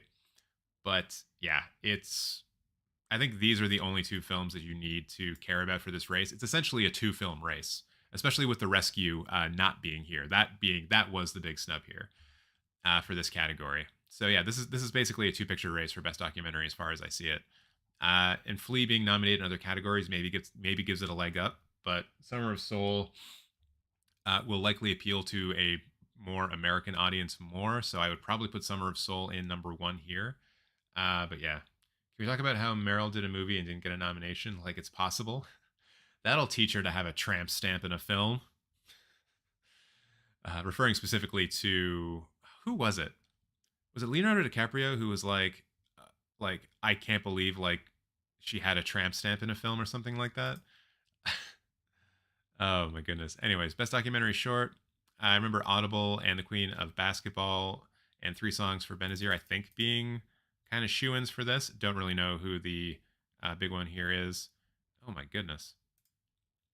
Multiple page lists can go to hell. Best production design. Dune, Nightmare Alley, Power of the Dog, Tragedy of Macbeth, and West Side Story. Wait a minute, we've already done these. And where's that sound coming from? Are you guys hearing sound? What's going on? Why are you running a Dune trailer right now? God damn it. All right, let's see. We already did some of these. I don't know why I needed to click on the next one. All right, best music, original song. I think we can all probably agree that Encanto is going to win this, although No Time to Die for Billie Eilish could end up coming in. This one was strange though, because yeah, the Jay-Z song from the harder they fall didn't make it in. And when we were talking about this on Sunday, it was kind of like, oh, wouldn't it be cool if we get like this, like these performers in, and like Jay Z being one of them. The song from No Time, or not No Time to Die, but Don't Look Up didn't get in, so we're not going to get Ariana Grande and Kid Cudi performing. Like, interesting, interesting. So yeah, some weird snubs here. Down to Joy getting in. Not mad about that. Honestly, probably one of the only things about Belfast that I like. Assuming this is the song that Jamie Dornan like sings in that scene, and it's not just like a tack-on song that they put in the credits. Which, to be perfectly honest, I'm really tired of films getting a Best Original Song nomination because of the end credit song. I feel like for this category, the song needs to take place in the context of the film. Otherwise, it's like not really part of it. But if Encanto wins, then he becomes an EGOT. Speaking of Lin-Manuel Miranda, I'm assuming. Ariana Grande missed song. Yep. Also, for the first time in 40 years, there is no first timer nominated in Best Actor. Oh, that's interesting. Power of the Dog got 12 noms, Dune 10, West Side Story, and Belfast 7. Like, good for Power of the Dog, but Dune should have had 11. And Power of the Dog getting 12 is pretty wild. Will Flea win anything? I don't know. Like, it doesn't really have a shot at Best International Feature. It doesn't really have a shot at Best Animated. The only one it has a shot at is Best Documentary. So if Flea's going to win, it's going to win for that. But I don't know if it wins over Summer of Soul. So it's like, yeah, I think the chances are kind of low. Speaking of Best Animated Feature, we have Encanto, Flea, Luca, Mitchell's vs. Machines, and Raya and the Last Dragon. I think this is pretty much how we all thought it would be. There was a shot that Raya would fall out because there's already 2 other Disney properties here with Encanto and Luca. But Sing 2, I guess, didn't have the power behind it, and Belle, I imagine, was just too small of a release in North America to really get it to where it needed to be, which is a shame because Belle is pretty phenomenal.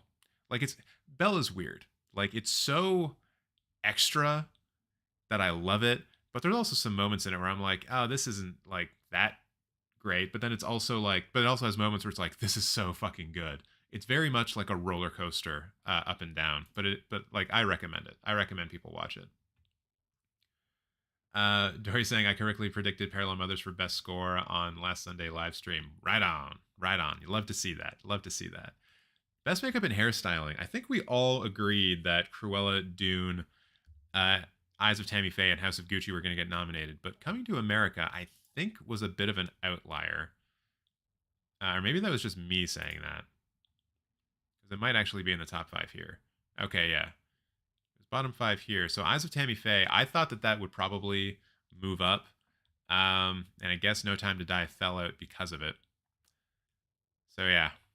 Not much to say about this. Cyrano bumped House of Gucci in costumes. Also bumped Spencer. So wait, how many nominations does Spencer get? Is it just the one? It's just Kristen Stewart? Yeah, I guess so, eh? How wild would it have been if like Claire Mathon got nominated for best cinematography for Spencer? That would have been incredible. Oh my goodness. Oh man. I really hope that someone clipped like something, like one of my reactions, and put it on Twitter. That would be just the most fun thing to discover. Actually, I probably would get mentioned in the Twitter. Let's take a look at some of these Twitter reactions, actually, because I imagine overwhelmed by, yeah, this is my Cinematech Twitter account. Overwhelmed by Kristen Stewart's Best Actress nom and Robert Pattinson's GQ shoot this morning. The stands are out. I'm sorry, but I won't listen to anyone slagging off Lady Gaga's accent in House of Gucci when Jeremy Irons didn't even bother putting on an Italian accent and spoke in his British one through the entire thing. No nomination for Malignant Wigs, a travesty. It blows my mind that it's 2022 and LGBTQ plus people are being attacked and killed for simply being themselves. Turns my stomach and boils my blood. Not an Oscar nomination take, but still a true one. Oscar-nominated Kirsten Dunst and Jesse Plemons. There they are. Look at them. They look so happy. I mean, she's crying.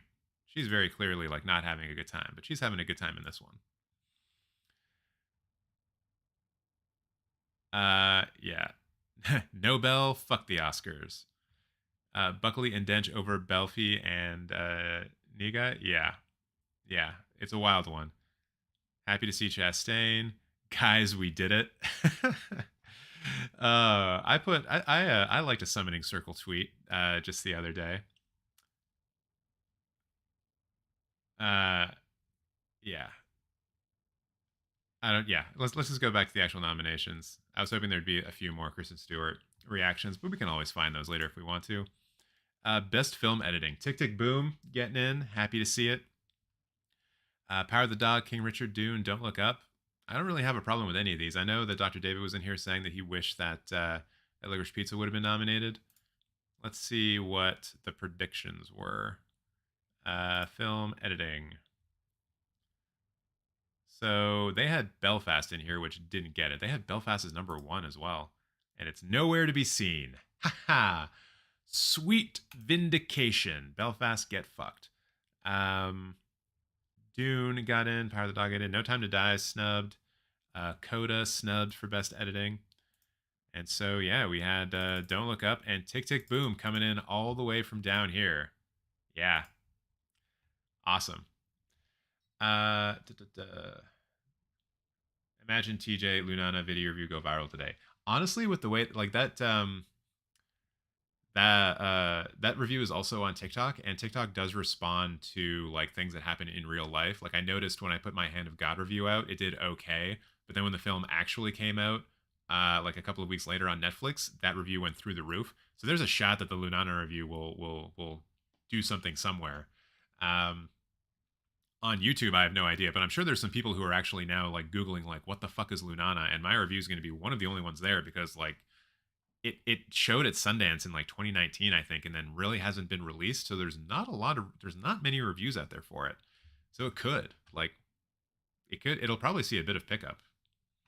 Kristen is still not going to win without SAG support, but we can accept the Oscar nomination that was earned.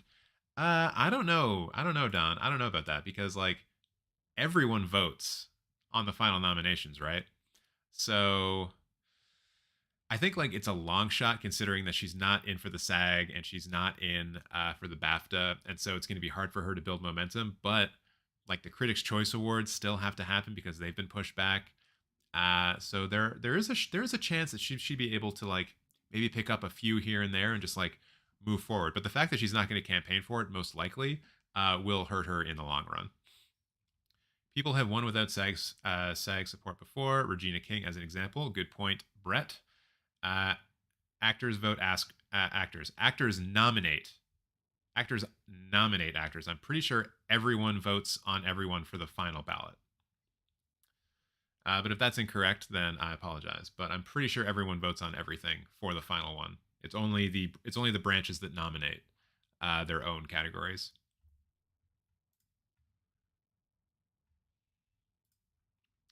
Wait, actors vote actors, not best actress.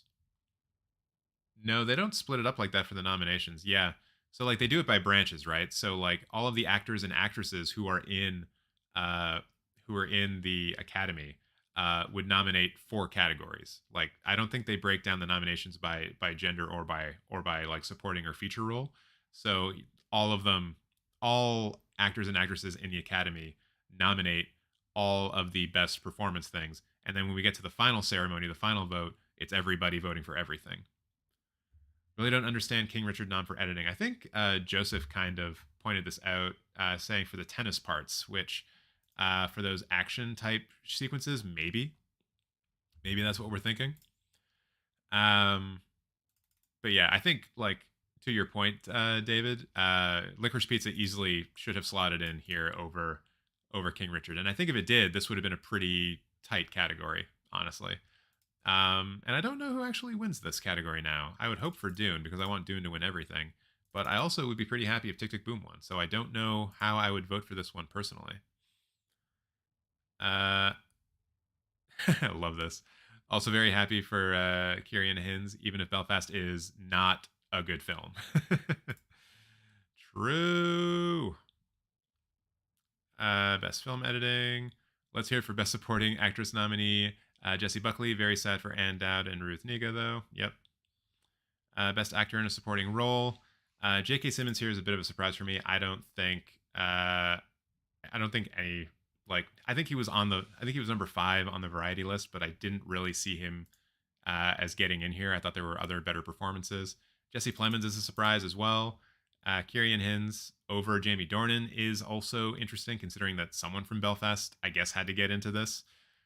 I think Troy Kotzer or Cody Schmidt-McPhee wins, though. But yeah, a couple of surprises here. J.K. Simmons being a disappointment, and I do love J.K. Simmons. I want to underline that. But yeah, I don't think he should have gotten in for that performance. Best live action.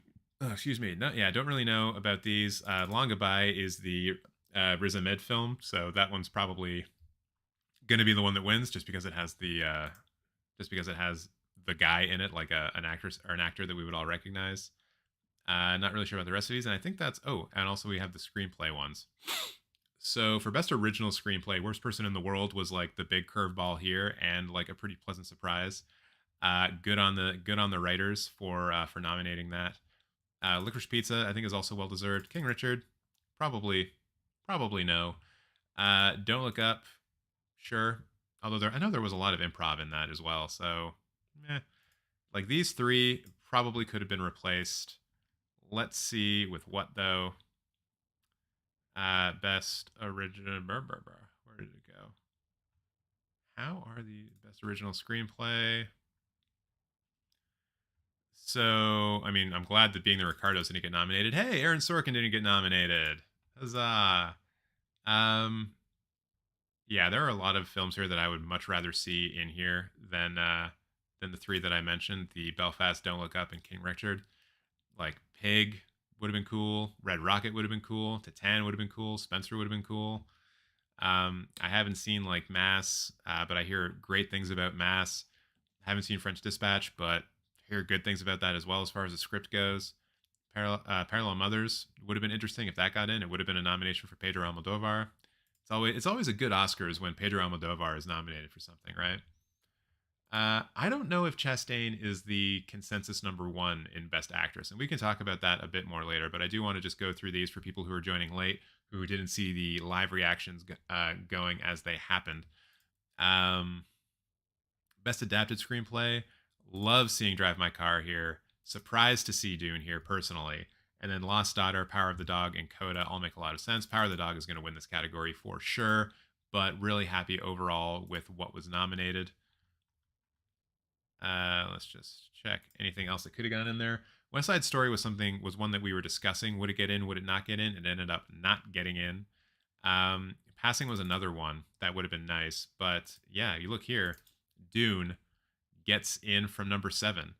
And then Drive My Car was listed here as one that would get in. So basically, Dune took Passing's spot, and then everything else kind of stayed the same, according to these nominations, at least. So yeah, it's a pretty strong category. I would have loved to have seen Nightmare Alley get in for Guillermo del Toro to get a nomination, although I don't know who I would put it in over. Probably Coda. And Tick Tick Boom would have been another nice one to see in, but I don't know. But I don't think I would rather see Tick Tick Boom in here over Power of the Dog, Lost Daughter, Passing, or Drive My Car. So yeah, I think this one actually turned out pretty well. The cast of Mass deserves an apology from the Academy. I mean, they are nominated for Best Ensemble at SAG, right? So maybe they'll get something there. J.K. Simmons gets the grizzled old vote. Yeah. Frances was nominated, I guess, referring to Frances McDormand. Ricardo's snub for screenplay seems surprising now that it hugely overperformed with the Oscars. I wouldn't say that it overperformed. I think Javier Bardem was always kind of like the number 5 person to get in for Best Supporting Actor, and Nicole Kidman was always like in pretty much everyone's top 5 predictions. So I don't think it overperformed. Like I don't think those performances deserve to be nominated, but we all thought that they were going to get nominated, so I wouldn't call that an overperformance. And I think those were the only two that, being the Ricardos, got nominated for. So I think Sorkin getting snubbed here is not that big of a surprise. Although I just love to see it, honestly. If Tragedy Macbeth and West Side Story got into adapted screenplay, we should have had a Shakespearean adaptation and an adaptation of a Shakespearean adaptation. Oh, that's true, because West Side Story is an adaptation of Romeo and Juliet. That's wild. Ooh.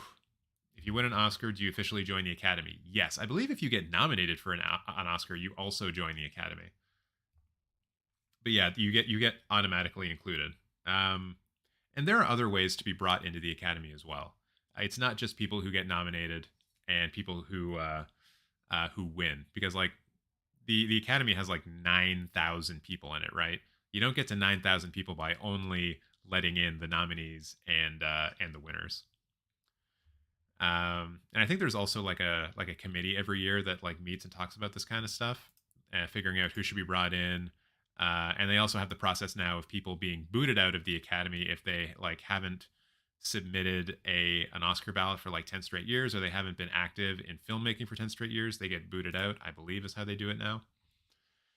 I think if you're nominated, you get considered. Yes, but there's far more people in the Academy than just nominations would get you.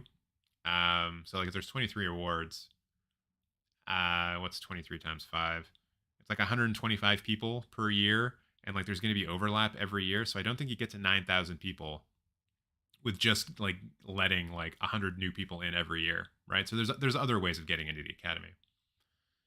I think all the nominees were fine, except I didn't like visual effects, and there were 2 snubs for Lady Gaga and Best Actress, although I liked all the nominees, and A Hero for International Film. Yeah, A Hero was a bit of a surprise. That was another one that was in sort of the top 5, and we all thought was going to get in there. And then Lunana got in there instead, which I was super hyped about. And Lady Gaga not getting in, I honestly was happy that Gaga did not get in. I don't think her performance deserved it. And I think the nominees that we did get were much more deserving. Although I probably would have been okay with Gaga going in over Nicole Kidman. Yeah, I'd say that. Gaga snub gives me life. Play nice in the chat, everybody. We're all allowed to have opinions. Best music original score. Only one Johnny Greenwood score. Sad to see. But we did get Don't Look Up, which honestly I'm surprised by. Like tell me about the Don't Look Up score. For those of us who have seen the Don't Look Up score, or for the people who have seen Don't Look Up, describe the score for me. What does the score of Don't Look Up sound like? I know what the score for Dune sounds like, and I know what the score for Encanto sounds like, and I know what the score for Power of the Dog sounds like. I haven't seen Parallel Mothers, so I don't know about that one. But tell me what the score for Don't Look Up sounds like. Because to me, it kind of just sounds like every other big budget movie that has a fairly unremarkable score. Like it just sort of exists, you know? Whereas in Dune and Encanto and Power of the Dog, those scores were part of the film, made the films feel unique. And Don't Look Up just did not do that. And Parallel Mothers I can't speak to. And which is why I'll just say that this is another one where Spencer absolutely should have been nominated. But I also understand from a voting perspective why it wasn't. Mostly because getting 2 Johnny Greenwood nominations would just be too perfect. And even here, they had Johnny Greenwood for Spencer, which, real disappointing.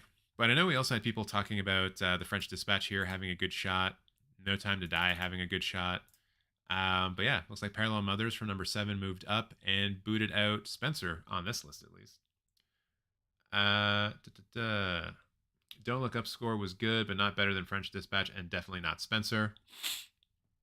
Yeah, I think that's probably correct.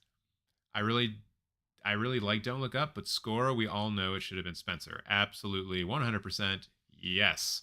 All the experts were predicting Gaga to win after her BAFTA nom. Shows how much they know. I mean, if you're going to tell me that you can predict what a bunch of actors in Hollywood are going to do on a particular day, like, I'm just going to call you a weather person, because you probably can't, or you're just talking about percentages, or you're just talking out of your ass. And for Best Sound, really sad that we didn't get Tick Tick Boom in here. But I mean, like, Belfast for Best Sound, fuck you. What are you even talking about? How? Someone from the sound community explain to me why Belfast is in here for best sound. Absolutely not. Over Tick Tick Boom? Absolutely not. No, no, 1,000 times no. That's ridiculous. Ridiculous. I think Tick Tick Boom. Oh no, Tick Tick Boom wasn't in here. But yeah, like they didn't. They had Belfast as the number 7 pick. This was one that had a short list, so maybe that helped it. But like even these 5, I would have been more happy with. Like Last Night in Soho getting it over Belfast, sure, whatever. But Tick Tick Boom being booted out so that Belfast can shine in here, fucking ridiculous. Absolutely ridiculous. This one's gonna bother me. It's like the one that is probably the least important and the one that like no one will care about.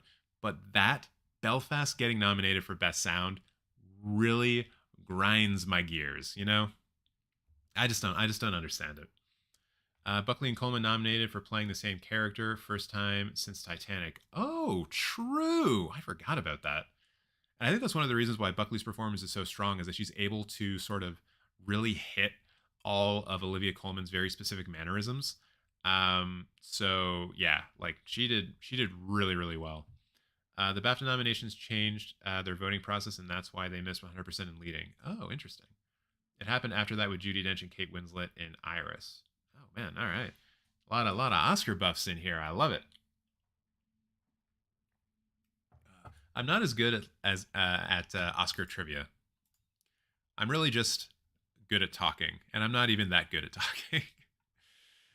Let's see. Anything else? Yeah, no, that's it. That's all of them. Those are your Oscar nominees for the year 2022. Pretty wild.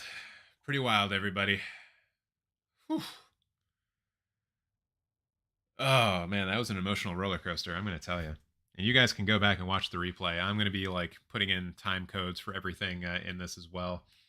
But I wouldn't be surprised if today is the day that I meet some of my neighbors, because they're like, hey, would you mind not fucking yelling at like 8:30 in the morning? Thanks. But they should be up and going to work by then anyways, right? It's fine. Kristen Stewart and Ariana DeBose made history as the first time 2 LGBTQ plus actors are nominated. The last time a gay actor was nominated was Ian McKellen. Holy shit. That is wild that it's been that long. And Ian McKellen would have been for Lord of the Rings in like 2001 or around there. That's... Whoo. Tick Tick Boom was in Gold Derby top 5 for sound. Belfast was nowhere. Yeah, because Belfast, like, it's one of those things, like, again, like as I was saying with like the Don't Look Up score, tell me about the sound in Belfast. It's unremarkable in almost every way. And you're going to tell me that whatever they did in Belfast was like more difficult than what they would have to do in Tick Tick Boom, a musical? Like, I don't get it. I don't get it. I thought Gaga was bi, or did she also queer bait y'all throughout her entire career? I'm actually not sure what her sexual orientation is. But I think it wouldn't matter in this case because, because Amaya was talking about actors, and when Gaga was nominated before, it was for Best Original Song. The Academy loved Drive My Car. A lot of nominations. Wow. Don't say that what happened to Parasite is going to happen to Drive My Car. Gosh. Oh, it's not. It's not. The two are like night and day in terms of like their actual chances. Drive My Car, like if Drive My Car suddenly ends up grossing like $250 million worldwide, then sure, maybe it has a shot like Parasite had a shot. But like Drive My Car is an excellent film, but it's a 3-hour Japanese film that's very meditative and looks at like a man dealing with loss. Also, like one of the big things that they're doing in this film is adapting the play Uncle Vanya. So like there's just a lot of things working against Drive My Car for like popular appeal, whereas Parasite was just like a very extraordinarily well done thriller, right? That has a broad appeal. A film like Drive My Car does not have broad appeal, unfortunately. But she lost, but still. Oh wait, she was nominated with Olivia Colman for Best Actress. Oh, I see what you're saying. Yes, I missed that.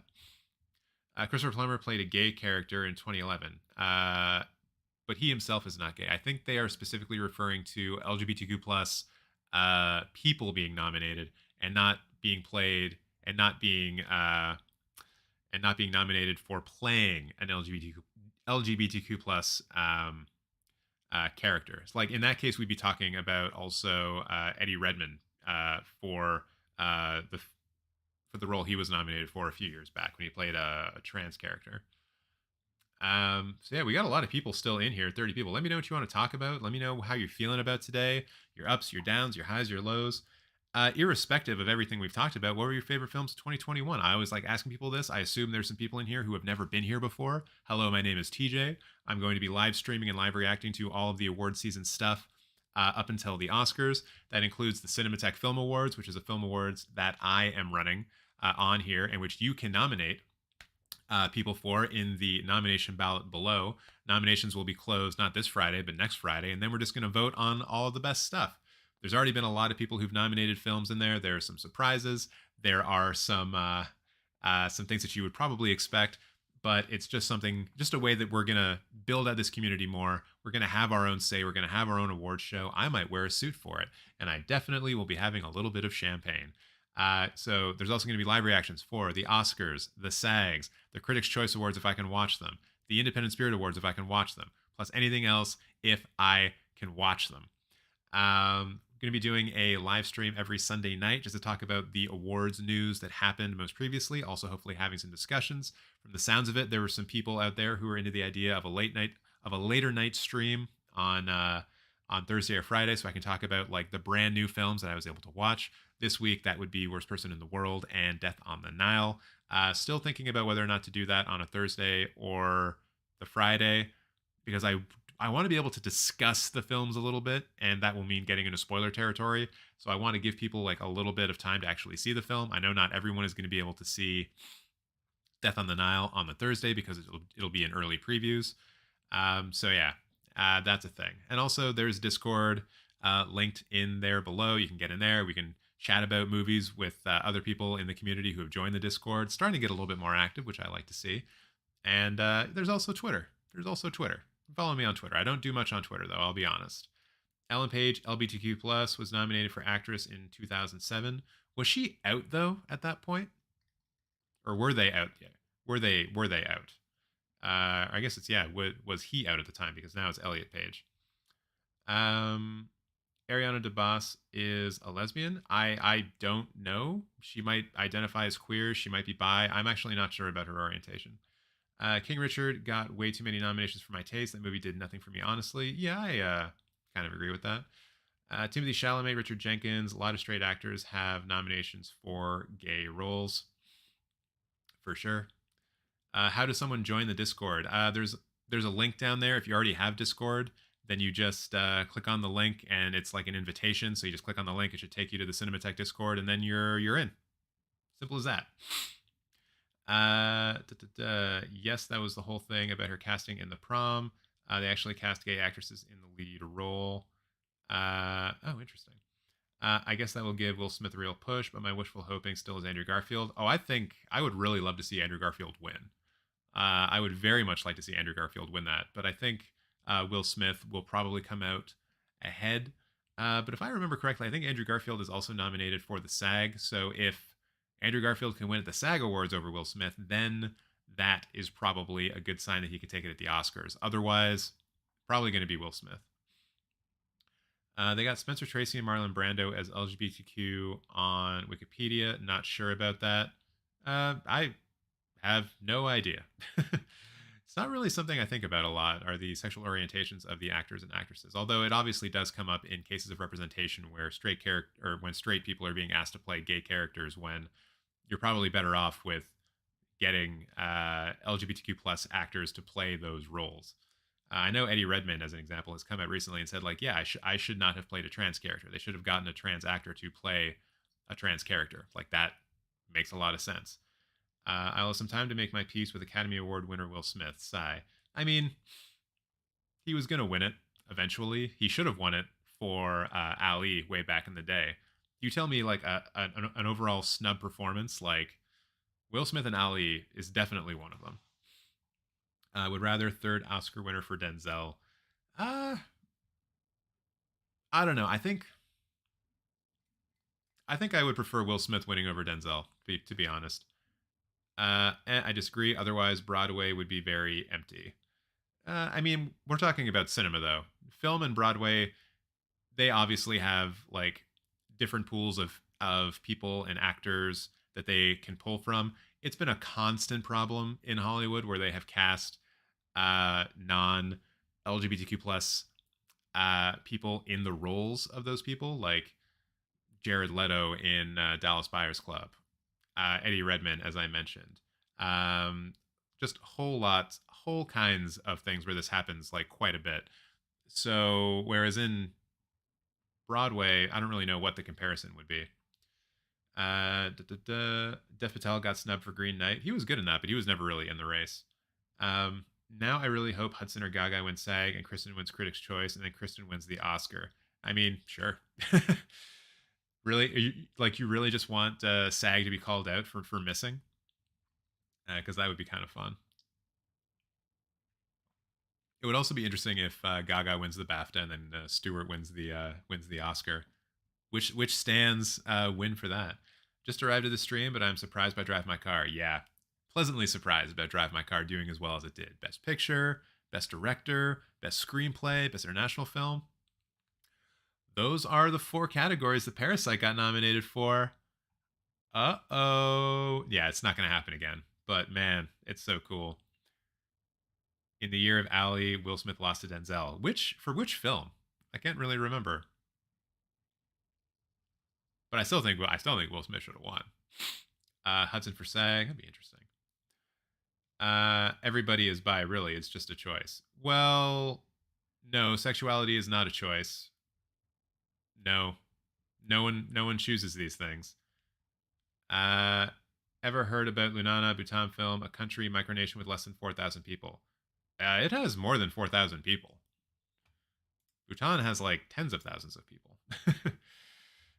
But yeah, I have mentioned it, and I do have a review for that film actually on this channel already. The population of Bhutan is like over 700,000, so not 4,000. But the Lunana features the cutest little girl in the world. Yeah, a lot of cute people in it. It's a very cute film. Like I said, it's very joyful and meditative. Super great. Oh, Denzel won for Training Day. Ugh. I guess the King Kong ain't got nothing on me thing put him over the top. That's tough actually. But I still think, man, I don't know. I think really nailing Muhammad Ali as an actor is incredibly difficult. And I think Will Smith did it. Like he got that character. Yeah, plenty of married people are gay. That's what I mean. Sure, but that's different. That's more people like, to me, that's more people who are like scared to be out, kind of forcing themselves into a straight relationship, right? Yeah, which is something that I hope in the future no one ever has to do. Oh, and also Del Toro's film got nominated as well. That was also a surprise. Yeah, Nightmare Alley was a pleasant surprise. Really love to see Nightmare Alley doing well here. 4 foreign films nominated outside of international: Flea, Worst Person in the World, Drive My Car, and Parallel Mothers. Yes, they all. Yeah, I think it's actually been a pretty good year for international cinema, actually, in terms of like how they're getting nominated. It's pretty good. Is it the first time Japan is promoting a live action movie this year rather than anime as they did before? I think this is one of the. I don't remember the last time that Japan had a film nominated for Best International Film. Or do you mean like Japan selecting a live action film? Yeah, that's probably true.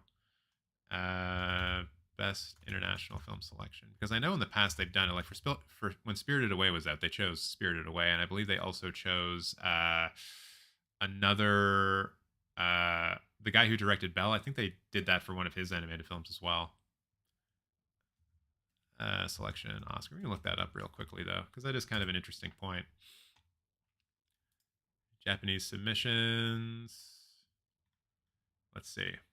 So this year was Drive My Car. Last year it was True Mothers, which was live action. Before that was Weathering with You, which was an animated film. Before that was Shoplifters, which is live action. I'm seeing a lot of live action as I'm kind of just like going through these. So I think it's more often live action, but occasionally it will be an animated feature if it's really deserving. Actually, I'm gonna see. Did they pick Spirited Away? They picked Princess Mononoke in 1997, but it doesn't look like they picked Spirited Away. Huh, wild. Seven Samurai won Best Foreign Film. Yeah, I mean, yeah, that was back in, what, 54? A while ago. And don't forget, that category exists because of Rashomon. Probably. But Stewart literally can't win SAG or BAFTA, and she lost Golden Globes. Best she could do is win Critics' Choice, but I doubt she could win, especially without campaigning. Yeah. I mean, maybe like Neon will kind of like lean into her and be like, you know, it'd be really great for Spencer if you campaign for it and we win. That would be great for the money that we could make. And so maybe they'll kind of like goad her into it. I don't know though. Is it the first? Oh yeah, I already covered that. Who cares about the sexuality of all these people? Really weird topic to discuss here. Like honestly, I don't like care about a person's sexuality. Generally, like you do you. It's all good. My only real sticking point comes when non-LGBTQ plus actors play those roles in cinema. Like it comes from a diversity standpoint. Like we don't need to see the same like 5 top tier actors doing all of the same roles when there are like actors who are just as good who have actually like lived those experiences and can be in those roles. Like that's something that we need to focus more on. I think Ashgur Farhadi's A Hero wasn't like his others, and that was the reason he didn't get nomination. I watched his A Separation and The Salesman, and they were amazing. Oh, so you think it's like not as high up for him? It wasn't one of his best films. I still think, I mean, yes, considering he did direct those films, especially Separation being as lauded as it is, the fact that Lunana gets in over that to me is just so wild. Like it's still I'm still stunned by this. Departures was the last film. They won Best International Film. I guess you're talking about Japanese. Yes, they yes, and Shoplifters was nominated in 2018. But yeah, they don't get in as often as they do. Although obviously, Best International Feature, like there's like what 93 countries that participate in this or something like that. So yeah, it's a lot to choose from. 4 years in a row. Oh, I think I already covered. Oh wait, 4 years in a row that a non-English language film got Best Picture nomination: Roma, Parasite, Minari, and Drive My Car. True. You just know there's some people on this site who are going fucking wild about that. There's like, why can't an English language film be nominated for Best Picture? This is Best American Films. Why aren't American films being nominated for Best Picture at the American Academy Awards? And all of those people are idiots because they don't realize that the nomination process for the Academy Awards is Best Film released in America, not Best Film made in America, or made by Americans, or made with American money. The people who make those arguments are literally fucking stupid, and they don't have enough brain power to look up what the nomination process is and what the eligibility criteria is. So all of those people who are going to be out there complaining about the Japanese film getting nominated, just like they complained about Parasite winning, can fuck all the way off. They have no idea what they're talking about, and they're just stoking outrage because they're reactionary shitheads. End rant. Maybe I'll make a YouTube short about that one. Hey. Japanese film, yeah, Departures. We don't need Tom Hanks like in Philadelphia. Yeah. Yeah, you know, let wait, no, Tom Hanks wasn't gay, and his character wasn't gay in Philadelphia, was he? I don't remember. Why this year Drive My Car had good chances for nominations? Is it lack of competition or love for Japan as a country? I think it's largely all, like from what I've heard, it was largely the critical praise that it kept getting. Like kind of in the way that like Kristen Stewart just kept getting like awards and nominations for her role. Like Drive My Car was also just doing really, really well, like with everything. And I think like all critics were just like, this is a good movie. This is a good movie. This is a really good movie. And I think that eventually just like got it going and got it out there and got it nominated. I didn't know about Ari DeBoss till now, but good for her. Rooting for Drive My Car to win Best Adapted Screenplay as it won Best Screenplay at Cannes. Ooh, yeah. I guess we can start talking about that. Like out of the 4 categories that it is nominated for, what does Drive My Car actually have the best shot at? And it's probably screenplay. Well, actually, no. I mean, obviously it's international film. It will win Best International Film, but outside of that, screenplay is probably its next best shot because it's not winning Best Picture and it's not winning Best Director. So screenplay is probably the one that it has a shot. I wish I could see Drive My Car. Us common folk in the Midwest can't see anything. That sucks. That's terrible. I know it's still in theaters. Like it's in a theater in Toronto right now. It's at TIFF. I don't know what things are like in the Midwest, but something I've started seeing recently. You're probably aware of this as well, Brett. I think you're pretty savvy when it comes to what's available around you. But if you have like a local single screen theater or like a local art house theater, if they started doing that thing during the pandemic where they were streaming films as a way to make money, like having films available to rent, I would check that because Drive My Car might be available actually, no, it's probably not because the distribution rights are owned by Janus Films. So I would expect it to actually get released on the Criterion Collection pretty soon, or the Criterion Channel, unless they're waiting to hold it back. But I would really love for them to actually release it on the Criterion Channel so more people could see it like right now. Not to say that the Criterion Channel has a lot of subscribers, but it certainly has a bigger base than what it currently has, or than what Drive My Car currently has. Tom Hanks and Antonio Banderas were a couple in Philadelphia. That's right. It's been a while since I've seen Philadelphia. Tom Hanks was meant to be gay in Philadelphia, but he was Tom Hanks. That helped him win the Oscar. Sure.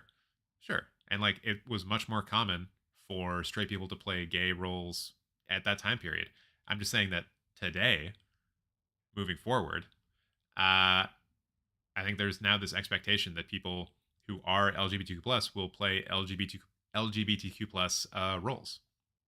You know, leave the abundance of straight roles for the abundance of straight actors, and let the gay and queer and trans community play people from their own community. You know. Drive My Car and K2's campaigns were totally driven by critic awards. DMC even won Best Picture at some places. Yeah, it's been doing really well. Which acting category would you say has a clear forerunner to win? Probably Best Supporting Actress with Ariana DeBose. I know a lot of people are going to say Kirsten Dunst and want to say Kirsten Dunst, but I feel like that is the biggest slam dunk out of them all. Just trying to think about the other categories and who's in them. Best Supporting Actor.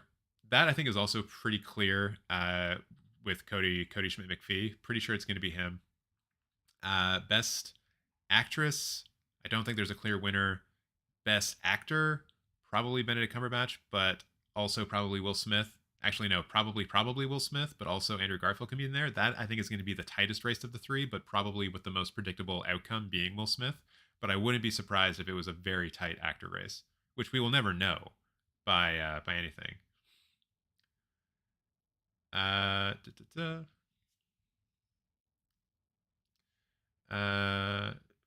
are we getting here? Which acting career? Oh yeah, I don't have issues with straight actors playing gay characters, just like I have no issues with Neil Patrick Harris or Jonathan Groff playing straight. As long as they are talented, that's all I care.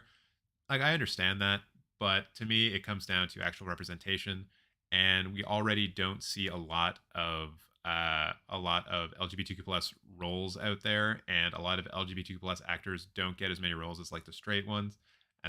So to me, that's how I see it in my mind. And I think that there are, and I see what you're saying. Like, you know, as long as the performances are good, then the performances are good. That's fine. But I still think that we need to get to that place where it's a bit more accepted that, you know, LGBTQ plus people play those roles, play those roles from their own community. No one knows Ingenue Lewis till now. Now everybody knows her. She's working in Hollywood for 25 years. Yeah, good for her.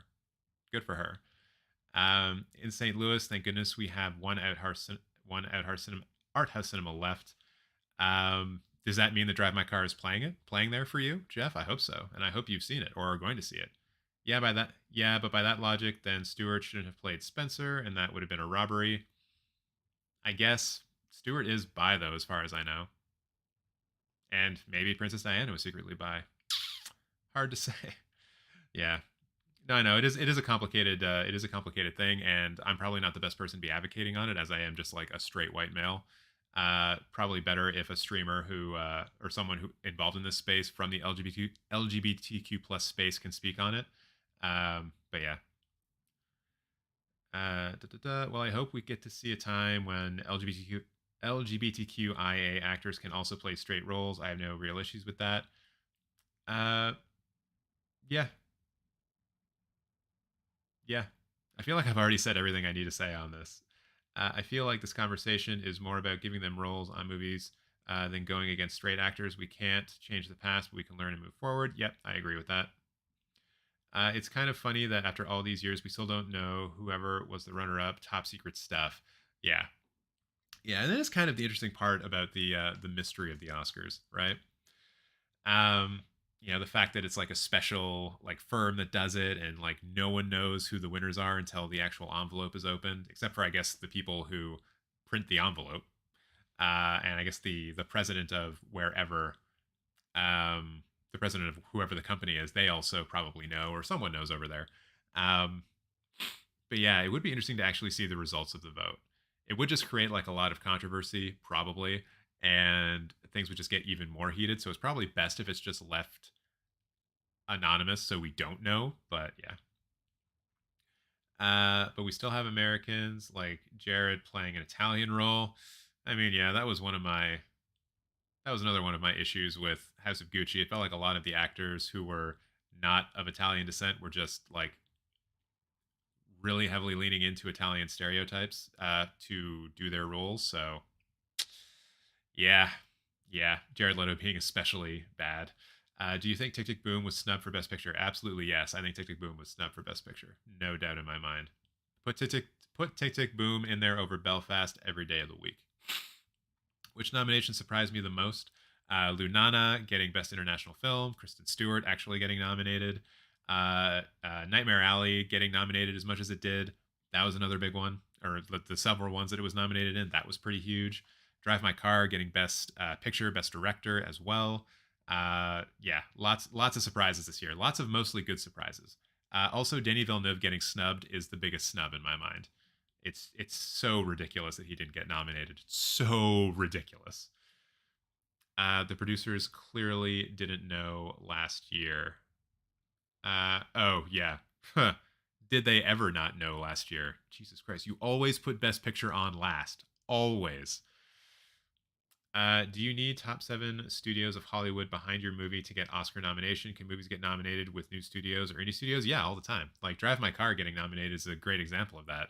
It's being distributed by Janus Films, who are the Criterion Collection, and that's outside of the Big 7 for sure. So yeah, it's pretty open. It can be pretty open at least. J.K. Simmons got nominated for being J.K. Simmons. There were other supporting performances that deserved that slot. Yep, I agree. I agree a lot. Should they change the animated category to Best Disney Movie? Yeah, probably. I mean, 3 of them got in, so yeah. It would actually be nice. I don't know if they would actually institute this or even if it would be a good idea, but if for certain categories they instituted a rule where like you only get nominated, like a studio only gets 1 nomination. So like Disney gets Encanto, Pixar gets Luca, but then Raya the Last Dragon is ineligible because Disney already got one, which then opens up a slot for other films. Now, in my mind, thinking about that, I think that's a good idea because I assume that Belle then takes that spot. But then if it's Sing 2, then are we really doing anything better or good, right? So, yeah. It's probably something that should stay the same, and I'm just a little salty about Belle not getting some love or recognition, but there's always going to be a category like that at the Oscars. No, because Until the Spider-Verse got an Oscar, well-deserved over the Disney films. Oh yeah, Spider-Verse winning Best Animated Feature was one of the greatest things to ever happen at the Oscars. I remember I was in like a bar with some friends watching the Oscars that year, and we were all like over the moon and shocked when that happened. Like it was incredible. I never thought Kristen will be an Oscar nominee before Robert Pattinson, but I'm here for it. Hopefully, Pattinson can land one soon. He's deserved it a couple of times before. Yeah, I think you could easily make that argument that Pattinson has deserved a nomination in the past. And it's really just nice seeing the Twilight kids doing good for themselves, you know? Although I guess Taylor Lautner or whatever his name, he hasn't really done anything, so maybe not all the Twilight kids. But I always love the takes on the internet that are like, "Hey, remember those two people who starred in Twilight? Isn't it weird how they are almost single-handedly like saving independent cinema with all of the roles that they end up taking?" And it's true. Like they're just in it to fucking act, and they're picking lots of really great projects. Drive My Car, Hollywood does want to hear your sob story stolen from Twitter. I love that. I also like I had a review on Drive My Car that did fairly well on TikTok.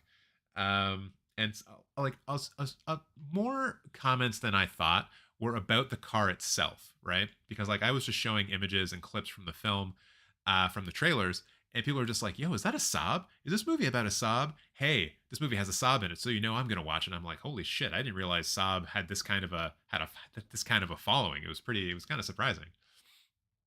Can Dune be considered the only movie after Titanic which satisfied the large commercial audiences and critics, jury members? I mean, Avatar got nominated for a bunch of shit. Um, Although, did Avatar please the critics? I'm not actually sure. Can't remember what Avatar's critical reception was. Um, the only movie after Titanic which satisfied large commercial audiences and critics, jury members. Probably. People get in the chat and tell me if there's like another one that you can think of that should be in there. I wish for once that there will be more animated film winner that is not family friendly or kid centric. Belle would have been that, even though it is a bit more. It's still like a bit kid centric, but it is at least dealing with, or it is dealing with like issues that we find on the internet, issues with anonymity and like how people can get piled on online, cyberbullying, things like this. So yeah, I do agree though. There, keep an eye out on the channel. I think I'm going to be able to watch like a Vinegar Syndrome is doing a restoration on a Romanian animated film, I believe, from the 70s, and I think I have a an advanced screener for it. So I'm probably going to do a video or at least talk about it. And that I think is going to be an example of one of those types of films that is animated, but it is not made for kids. Also, yes, David's saying Lord of the Rings was quite popular, and that did come after Titanic. Black Panther satisfied critics and audience members, I think. True, it was nominated for Best Picture as far as I remember. I feel like I've skipped some stuff. I apologize for that. Next week are SAGs. How are they different from the Oscars? The Screen Actors Guild is an American guild, like an American film union that only has like people who are a part of it, whereas the Academy draws its members from all over the world. You expect a lot of overlap between the two, but because it's not like an exact one for one, that's why we get variances between who is nominated for the SAG Awards and who is nominated for the Oscars. The other thing is that the SAGs are usually a good predictor of who wins the Oscar, but with the nominations being as varied as they are, sometimes it can be a little difficult to rely on the SAG Awards. But sometimes they do tell us like how people are thinking, right? And like there's also the chance that like it won't matter at all.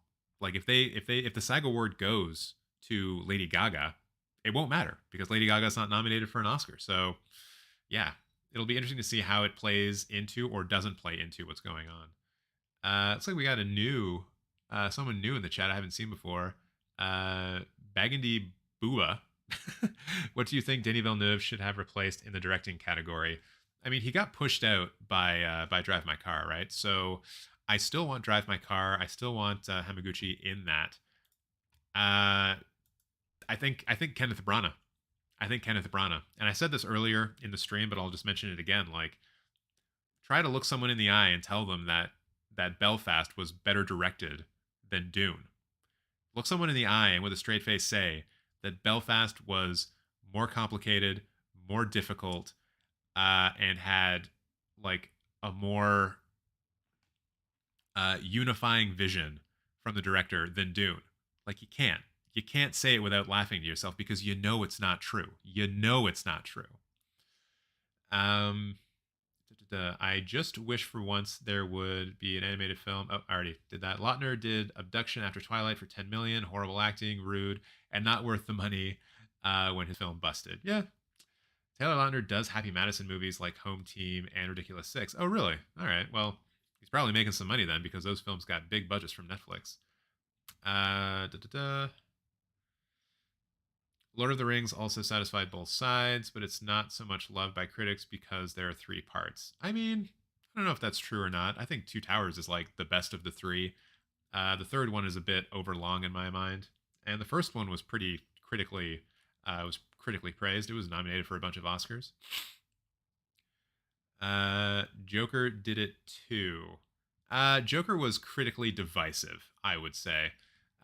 Audiences were not like, even though Joker made like $1 billion, it didn't have the complete support from the people who saw it. Like, I was not a fan of that movie, although I do agree with the 2 Oscars that it did win for Best Score and for Best Lead Actor for Joaquin Phoenix. Where in Canada is so rural and no electricity like Lunana? Like the north. Go far enough north in Canada and you will find places like Lunana. Probably. Oh, geez. Yeah, there are like Arctic communities in Canada that would be similar to Lunana. Not as high up, of course, because Lunana takes place like in the Himalayas, I think, or the Alps. But yeah, you go far enough north in Canada, you will find remote villages like they are in Lunana.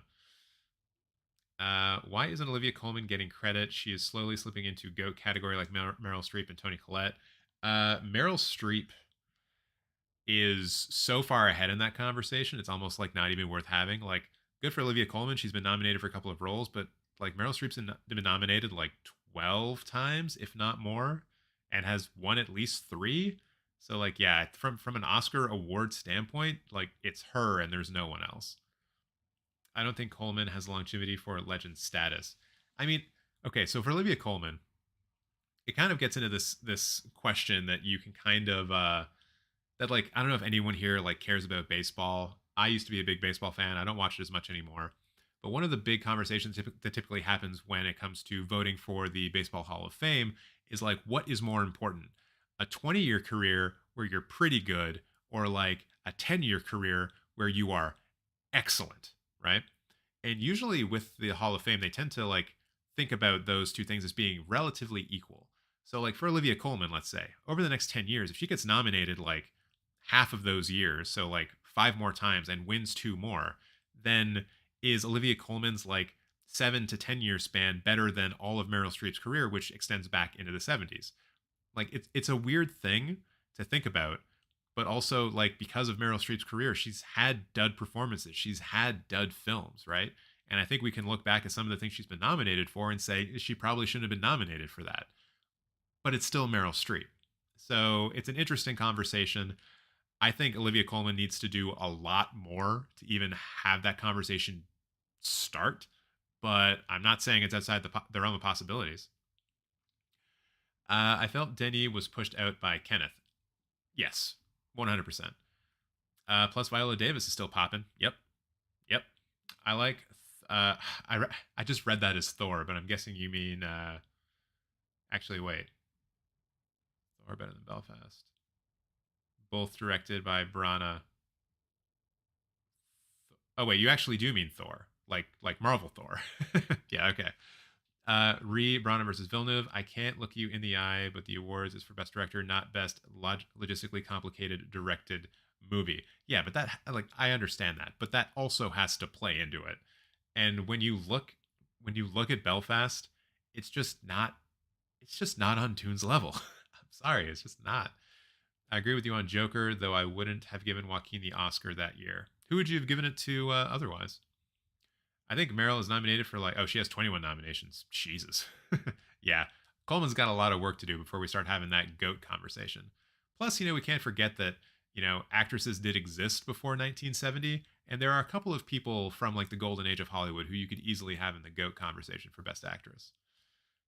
On Victoria Island, they get stuff delivered by helicopter. Well, yeah, stuff also comes in from like, oh wait, Victoria Island. I'm thinking of Vancouver Island. Yeah, Victoria Island's further north. Daniel Day-Lewis did so movies over 40 years, but why is he considered the GOAT? Because pretty much every performance he did was like the best performance of the year. And he was just very particular about the roles that he picked. By the way, the official Lightyear trailer came out 10 minutes ago. Oh, really? All right, cool. I'll have to check that out after the stream is done. I don't really like doing trailer reactions on stream. I tried doing that last week, and I don't know. It just doesn't really work the way I want it to. Glenn Close and Viola Davis are peers to Meryl. From a nomination standpoint, no, but from a quality standpoint, yeah, you can probably make that argument. Olivia Colman's best performance, Hot Fuzz. Oh yeah, she was in Hot Fuzz. I mean, if we're gonna bring it way back, Olivia Colman in Peep Show is probably her best performance. Snubbed, Jennifer Hudson. Hudson couldn't crack either the Best Actress nominations or Best Song. Yeah, I guess for Best Song, she probably had the best shot. Although Best Actress, yeah, she was also in there. If Cody Schmidt-McPhee wins this year, he'll be the youngest actor to win Oscar and youngest from Australia. I didn't even know he was Australian. Good for him.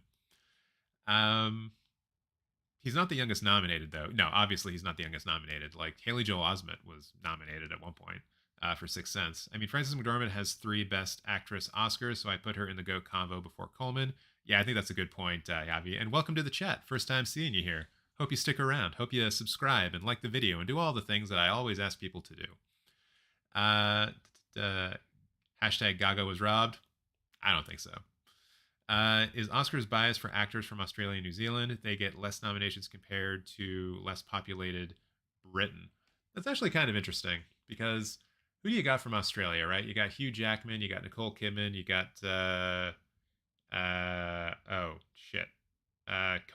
Cody Schmidt-McPhee, Naomi.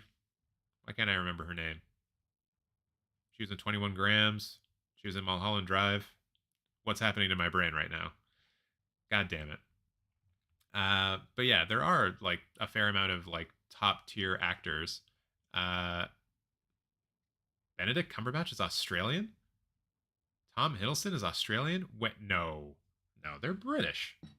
Or are you giving examples of British actors? I did see. So Naomi Watts. Thank you. But yeah, for the Russell Crowe's from New Zealand as well. True.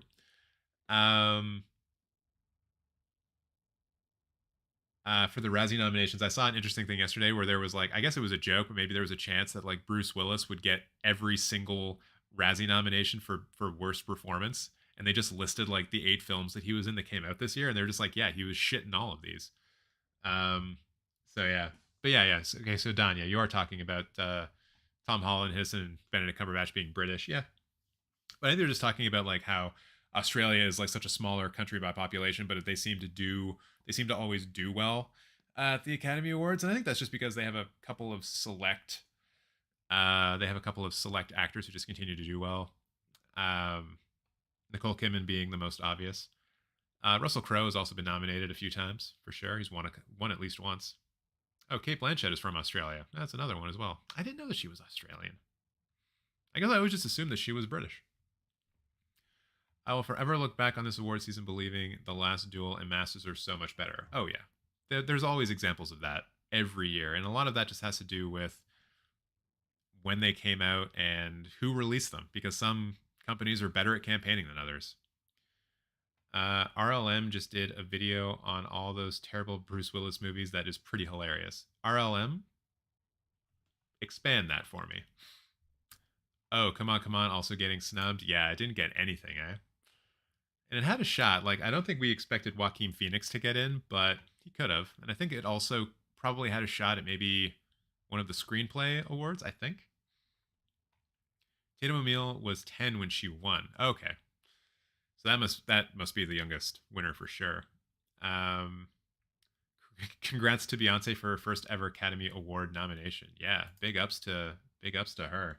So we will perhaps get a Beyonce performance at the Oscars. Do you think Emily Blunt deserves an Oscar? I can't think of the role that she would have deserved it for. She's a good actress. I just don't know if she's done anything award worthy at this point. Do you think that she is? Academy continues to overlook superhero movies in Best Picture category, even as Spider-Man: No Way Home. Red Letter Media, of course. See, that's the thing. Like, Spider-Man: No Way Home doesn't deserve to be in the Best Picture category. Like, I've seen it. I saw it. I saw it on the previews. The Thursday previews. It's not at that caliber. I know that it made a lot of money and everyone really loves it, but it's not at the caliber of filmmaking that these other films are.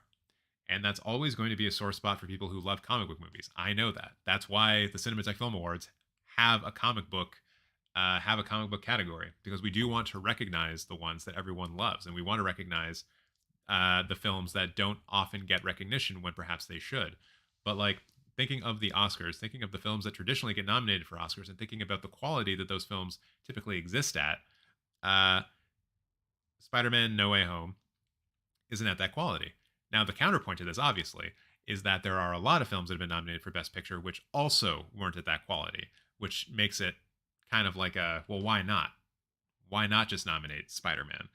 But thinking of the ones that were nominated in the top 10 this year, like would I put Spider-Man in over Belfast? I don't know. And I do not like Belfast. But I did like Spider-Man, but I don't know if I would put Spider-Man in over Belfast. I probably would. Black Panther just set a new expectation for superhero films. Well, I think it was The Dark Knight that really did that first. Although I can't remember if Dark Knight was actually nominated for Best Picture or not. But I think if a film is, if like another comic book movie after Black Panther is going to get nominated for Best Picture, it's going to have to be at the level of The Dark Knight, which is why I think it wouldn't be like, I don't think you'd be crazy to look at the new Batman film coming out with all of the hype that it's got coming. I don't think you would be crazy for saying that the new Batman film has a shot at a Best Picture nomination in 2023. I think that's safe to say. Or not safe to say, but I don't think you're crazy for suggesting it, right? So, yeah. As a Marvel fan, I really like Spider-Man, but it's for the fans, not really for the critics. Yeah. And I think there's probably a lot of stuff they could have done in like the first half of that film to really improve it. And like, let's not suggest that like critics are like allergic to action sequences and things like that. You just can't put out a movie that is solely constructed to make money and expect it to be nominated for an Oscar. And I know there is artistry going on in Spider-Man, but it's just not at the same kind of level as these films that are getting nominated. Heath Ledger's from Australia and Sam Worthington too. Remember Sam? Oh yeah, Sam Worthington. Yeah, I guess Australia does have a lot of like pretty good actors, but so does Canada. We just don't get nominated for things because we're too nice. Can you imagine being an Oscar winner at 10? Like, how do you live life moving forward? I don't know. Although Kirsten Dunst is probably like a good example of that. Like, she was nominated for Interview with a Vampire and then went on to have like a pretty solid film career and is still having a pretty solid film career. So she didn't win, but she was nominated and that didn't fuck her up. But then you have Haley Joel Osment on the other side, who was nominated and didn't really do much else until he got into his like teenage or his 20s and 30s, and now he's starting to get roles again. I hate No Way Home, way overhyped. I didn't hate it, but I had a fun time. I did catch COVID at that screening though. That put a sour taste in my mouth. Timothy Hutton won Best Supporting Actor when he was 20. Cody Schmidt-McPhee is 25. Wow, he's that old? Did not think he was that old. Surprise, Diane Warren lands 13th Oscar nomination. Wow. 13th. Lucky number 13, right? Maybe she'll win on lucky number 13. Unbreakable is snubbed in 2000 Oscars, is in a superhero category. Oh, yeah. Always forget that it's a superhero film, but it is. It is. After BAFTA, I had a very slight hope the Academy would show some balls and nominate Julia Ducournau over Spielberg. One could hope. But Spielberg wasn't nominated either, right? Or have I just completely forgotten that? I don't think Spielberg was nominated this year. It's been such a wild day already. I've forgotten. Oh no, Spielberg was. Yeah. Yeah. Yeah. Yeah. Yeah, I'd put Julia Ducournau in over Spielberg, but I would also put Denis Villeneuve over both of them. So there's that. I would put in Spider-Man over Don't Look Up. I thought that was pretty terrible. Only slightly better than House of Gucci. That's interesting. I think, yeah, Don't Look Up probably benefited from being politically very relevant, and also being an Adam McKay film, and he does have Oscar pedigree. Although he didn't blow me away in Power of the Dog, I am thrilled to see Jesse Plemons get his first Oscar nod. One of my favorite actors. Yeah, he's pretty much good in everything that he does. Like Game Night, great. Uh, Friday Night Lights, the television series, great. Breaking Bad, great. He does good stuff. Captain America Winter Soldier could have been nominated for certain Oscar noms, to be honest. I feel like the critical appraisal of The Winter Soldier has improved over the years. Like, at the time, it was kind of like, oh, this is pretty good for a Marvel film. And now looking back at it, we're like, actually, this is just like a pretty good action spy movie that just happened to be a Marvel film. So I think that's an interesting point. Anna Paquin won at 11. She's had a good career. True. True Blood. Haha. Why is Canada box office and American box office counted together into one? I know we have an open border, but that doesn't mean you count them together. Yeah.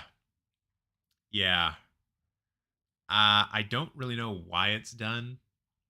I do know that American distributors do have like a fair bit amount of power in the Canadian marketplace. So maybe that's why. It's also strange because the Canadian box office on its own doesn't really count for much. Like, we are only a country of 40 million people, right?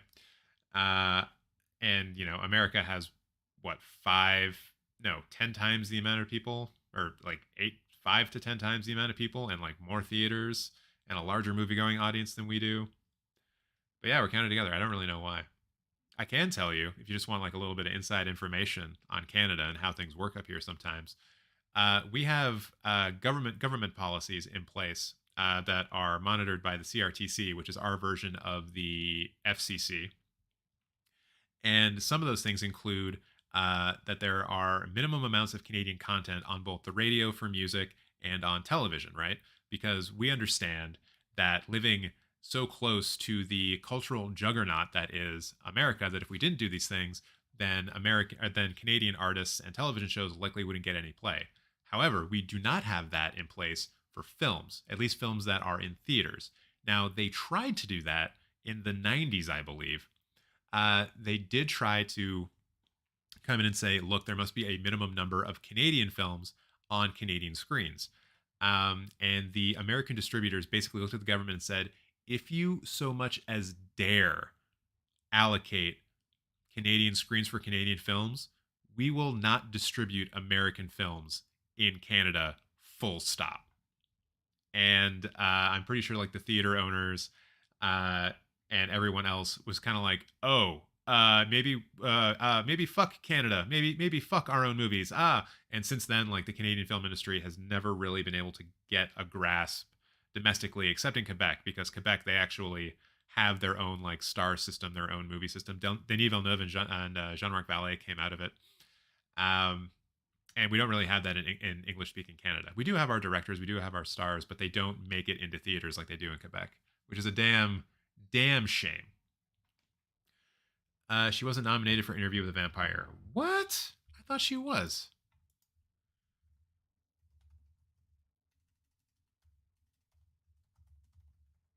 It's not that I don't believe you. I just want to double check, because I thought for sure that she was. Acting credits and awards.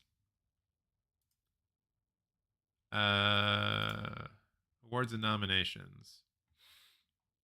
Oh, it's her. Yeah, okay. Shit. My bad.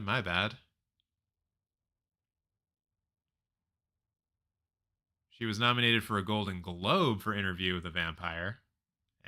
That's kind of the same thing.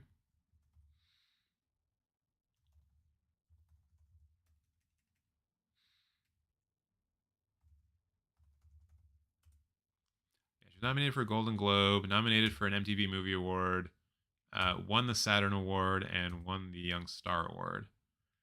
And she also won the Critics Association for Boston and Chicago for that as well, but not the Academy Award. All right, thank you for correcting me on that one.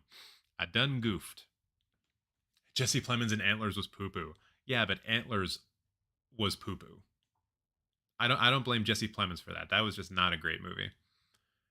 Anna Paquin didn't have a great career. People said she's a star in the future. It didn't turn out that way. Well, she had a pretty successful HBO show.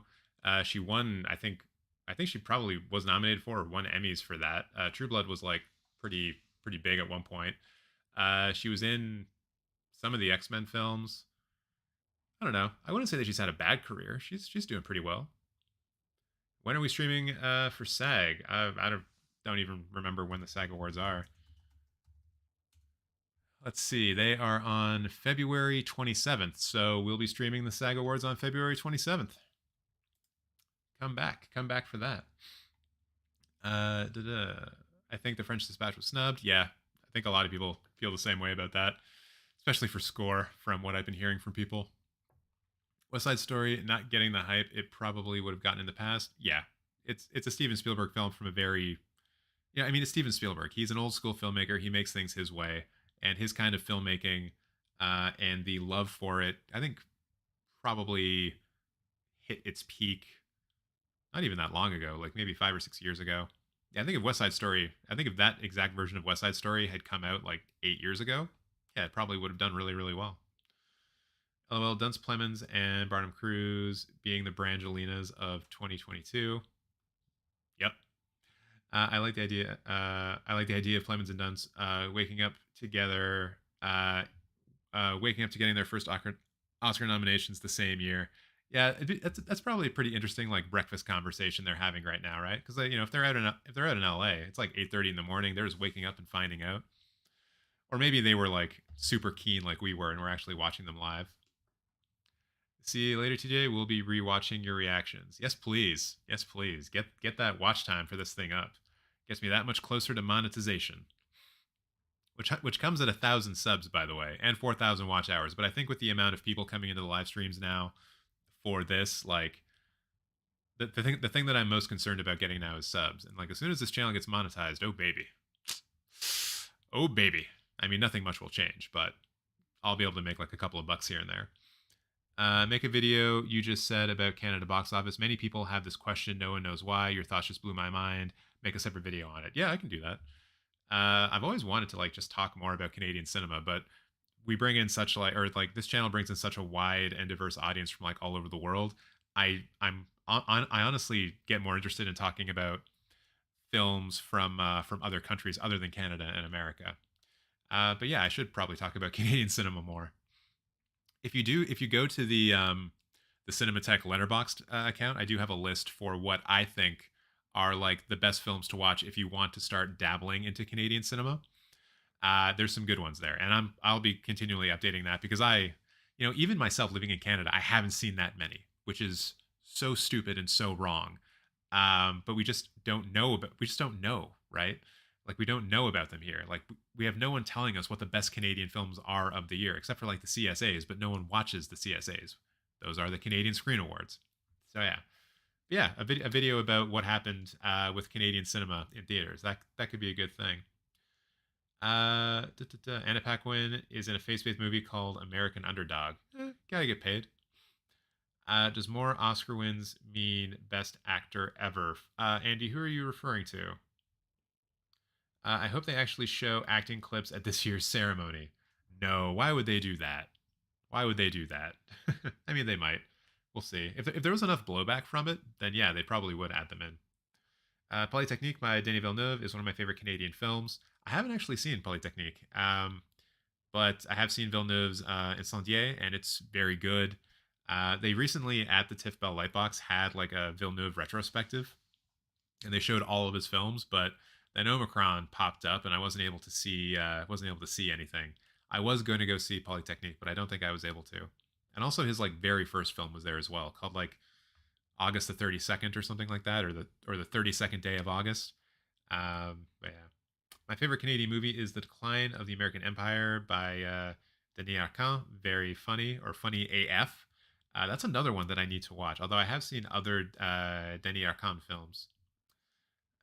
Just checking movie Lunana, Yak in the Classroom, trivia and IMDb. All the actors are Highlanders, nomads. They never even seen a film. It makes sense as Bhutan is in a hills country. Yeah. So that's actually one of the interesting things about Lunana is that it's a lot of non-professional actors because they actually just go to this place. Lunana, for those of you who don't know, is a village that is, I think, one of the northernmost villages in Bhutan. And Bhutan has this tradition, or I mean, this thing that they're starting to lead into, where they've started winning happiest country in the world awards, and so now they're trying to like lean into that and trying to make their country more happy. And one of the things that they've identified for that is making sure that every single person in Bhutan has access to a school, which means having a school like 5,000 feet above sea level in the village of Lunana. Um, and so the story of the film is about a young teacher essentially being forced to go to Lunana to teach for a year and his experience being there. But like the school that they go to is real. The village that they go to is real. Most of the people in the film are just the villagers there. And so when they showed up to shoot the film, or when they were doing their location scouting, they're like, "Hey, can we make a movie here?" And the people in the village are like, "What's a movie?"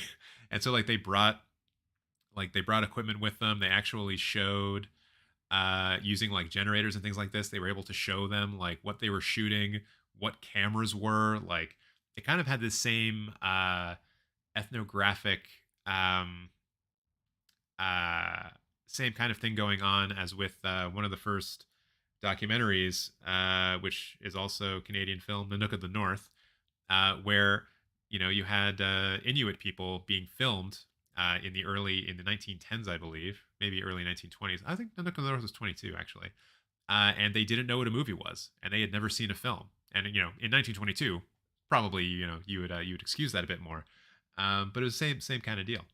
So it's pretty wild. What do you think of Xavier Dolan? Yeah, as a bad Canadian, I have not actually seen a Xavier Dolan film. I own a couple of his films online.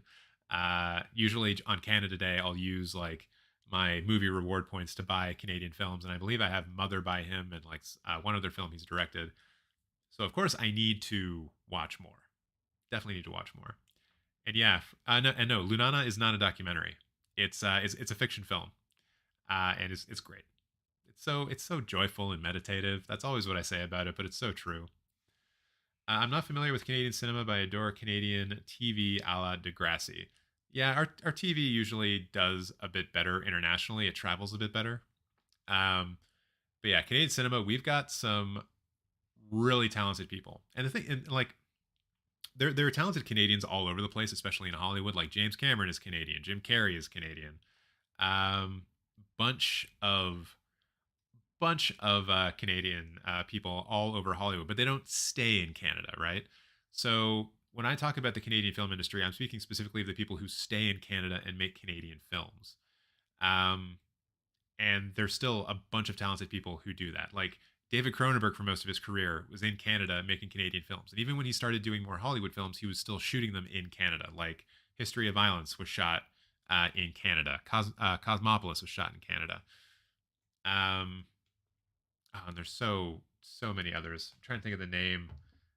There's one director that I always see around Toronto. He's just like always around. I'm trying to remember like his name, but he did Adam McGoyan. He did the Sweet Hereafter and films like that. He's another really good Canadian director.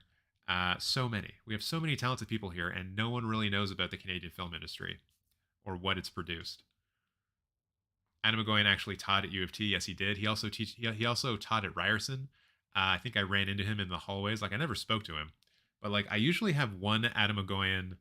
I usually have one Adam McGoyan sighting a year. In the pandemic, it didn't happen, but I usually see him at least once, either at TIFF or when I was at Ryerson while he was teaching at Ryerson. I saw him like once in the hallway, or like at the Eaton Center one day. I think I saw him. Like, yeah, I usually always see him once. Xavier Dolan's "Mommy" is definitely worth your time. Yeah, that's what I've heard. That's what I've heard. Lunana released in 2019. How's it nominated in 2022? Wiki says it's resubmitted. Does this come under cheating, or is it nominated because it's a foreign film or foreign film nomination? So the reason for that is that Bhutan doesn't make films. It's not a filmmaking country. I've mentioned this before. They only have 2 movie theaters in the entire country for 700,000 people, 700,000 plus people. And filmmaking, like films and filmmaking as a thing, there is like relatively new compared to the rest of the world.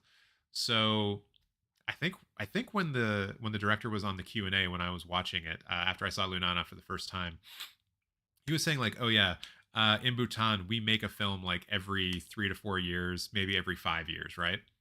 So I believe that Lunana, and like when it comes to best international film, it's the country that selects the film that can go in, right? So I have a feeling that they selected it to go in like for 2020, and it didn't get nominated. So then, since there wasn't another Bhutanese film, they were just able to nominate it again, and it was able to get in this year. I don't really know if it's cheating as much as like a loophole in the rules, but it's also something that I'm not mad about because it's still like a good film, and I want people to see it. The best thing to come from Canada is Just for Laughs gags on Comedy Central. They shoot the gags in Canada. Yeah, yeah. I think actually a lot of the Just for Laughs stuff is specifically shot in Montreal, because Just for Laughs is like based in Montreal, like that, and that's where the film festival, or that's where that specific comedy festival takes place, is Montreal. So I think a lot of what you're seeing is French Canadians getting pranked as well. Oh boy! All right, we've been going for almost 3 hours now. A lot of wild stuff happening. Can't believe some of the nominations. Is there anything else anyone wants to discuss or chat about? I'm not running out of steam, but I'm running out of ideas. I know that later this week I will be seeing Worst Person in the World and Death on the Nile on Thursday, so keep a lookout for a late night stream where I'm going to talk about those and just discuss movies in general. Um, and once again, I will be live streaming on Sunday just to go over more awards stuff, chat with y'all. Although on Sunday, I'm going to be streaming at a different time. Usually on Sunday at 6 p.m. This week, it's going to be probably between 1 and 2 p.m. because of the Super Bowl, and I actually want to watch the Super Bowl. And I am also going to be seeing like a secret movie at TIFF at 10 a.m. on Sunday. So I will be able to talk about that secret movie. So if you want to find out what the secret movie is and what my thoughts on it are, then make sure to come by. And it should be a good one. It should be a good one. I can actually try to guess on what that is. Give me a second. Box office mojo calendar. So what's coming out next week? All right. So, ooh, maybe it'll be Dog. God, it's probably going to be Dog, isn't it? It's probably going to be Dog. It won't be Uncharted because that's too big of a film. Although Sony Pictures did give Ghostbusters as a secret movie club thing. So, yeah, maybe. Maybe. Oof. Could be Cyrano, actually. It could also be Cyrano. Actually, yeah, I bet it's going to be Cyrano. I don't know if they've done the hint yet, because for the Secret Movie Club at TIFF, they usually give you a hint ahead of time. Let's see if they've actually handed it out yet. Wait, what ticket is that for? Oh yeah, no, that's my Death on the Nile ticket. Whoops. TIFF, drive my car, Secret Movie Club. Yeah, they haven't given the hint yet. Okay. But yeah, probably going to be Cyrano. The best thing to come. Oh, Just for Last, read that. I don't know. Canada gave us Ryan Gosling, Ryan Reynolds, and Celine Dion. Yeah, like big shout out to Ryan Gosling and Ryan Reynolds. They're not based in Canada though, and that's what I kind of mean. Like when I think of the Canadian film industry, I don't want to think about Canadians who fled the country for Hollywood. I want to think about people who stayed here and are still making Canadian films in Canada. And I think Ryan Gosling and Ryan Reynolds haven't really done anything. Haven't really done anything for that. Secret Movie Club prediction: The Batman. Yeah, right. There's no way it would be screened this early. Like we're still like a month away, which is why I'm looking at the release schedule. Like when we had Ghostbusters in Secret Movie Club, it was like the Sunday before it was released. Same with Red Rocket when that was in the Secret Movie Club. So yeah, it's most likely going to be something that's about to be released within like the next week or 2 weeks. So Cyrano makes a lot of sense. Canada gave you Bieber, yeah, and you can keep him. You can keep him in America. Thank you. Favorite gross scene in 2021: Kristen Stewart eating pearls, or picking up dried poo in Lunana. I mean, between those two, it's the. I mean, the dried poo thing is played for laughs. The eating the pearls is just weird. Uh, I'd probably say the poo though. Like, and it's not even dry. That's the thing about the scene where he does pick up the poo is that he's picking up like the fresh stuff instead of the dried stuff, and it's like, ugh. And then he like rubs it on himself accidentally. It's gross. Poop is gross. I'm from India. Despite being business industry on producing most movies, we don't have any Bhutan actors. It's only 4 Bhutan actors in the world. Damn, that's wild. Maybe off topic, but why isn't Bhutan represented in the list of happiest countries when its motto is gross domestic happiness? I think it is. Like, they always say they're the happiest place in the world, and it's based off of a ranking. I just don't know which ranking it is. It may not be. It may just be a different list than the one that you're looking at. No love for Celine Dion. Hey, I may not listen to her music, but I can guarantee you that if her songs come on in karaoke, I will know the words. Why Cyrano is snubbed is because of releasing in 2022. No, if it was being like fully released in 2022, then it wouldn't even be in consideration. For Oscar eligibility, you typically have to release in either or both of New York County and Los Angeles County for at least 1 week before December 31st, 2021, or yeah, before December 31st of the year. And so Cyrano would have had its limited release in those territories to make sure that it was Oscar eligible. It's just only now that the film is coming out in wide release, like 2 months later. So it seems like a 2022 film, but it's actually a 2021 film. As for its getting snubbed, it could just be that not enough people have seen it yet, or it might not be that good. I don't know. I think Dory has seen it though, and he says it's pretty great. So you can trust Dory on that one. All right, everybody. I think I'm going to call it there. Almost going on 3 hours. Once again, it was so wonderful of all of you to be here and to join me for this. Please make sure to subscribe, get notified on the channel, get into the Discord, get into the Cinematech Film Award nomination ballot. Everything is linked in the description box below. Everything that you can need to find me wherever you need to find me. Also got Twitter and Letterboxd. Also got TikTok, probably abandoning TikTok, but we will see. Cyrano was amazing. The music blew my mind. There you go. Dory coming in with the review. So yeah, that is it from me, everybody. I hope you have a fantastic Tuesday. Let us all continue to celebrate all of the great things that happened today, and let us still be mad about Denis Villeneuve not getting nominated and getting snubbed. Thank you, Andy. Awesome to see that you're now subscribed to the channel, and keep a lookout for a live stream on either Thursday or Friday night. And I'll talk about Death on the Nile and Worst Person in the World on that live stream. And of course, keep an eye out for the Sunday live stream, which will be happening around 2 p.m. Rules for Oscar nominations. I'm not going to get into them right now because I'm just about to sign off. But if you just Google search like Oscar eligibility rules, you'll find all of the little things that go for that. Thanks for the chat. I ran home from work not to miss it, but was still late. LOL. Was a great time as always. And you can always come back and rewatch those first ones, my actual live reactions. Time for live stream on Thursday or Friday. It'll be if it's on Thursday, it would be like 10 p.m. Eastern Standard Time, if not a little bit later than that, because I'm seeing like a 6:30 screening of Death on the Nile. If it's Friday, it would probably be a bit earlier, like 8 p.m. 8 p.m. Eastern Standard Time. So once again, keep a lookout. Follow me on Twitter. Or get in the Discord. I'll make sure to make an announcement there about it as well. But I'll try to give you like at least a day's heads up. Don saying 11 p.m. Eastern. I mean, it'll get that far. It'll get that far for sure. But yeah, we'll see. We'll see. So thank you again, everybody. Have a great day. Have a great rest of your week. See you on either Thursday or Friday or on Sunday. And yeah, watch more movies. Watch all of the movies. All right. Good day to you all. I don't know how to end these properly. I'm very awkward at that. But now I'm done.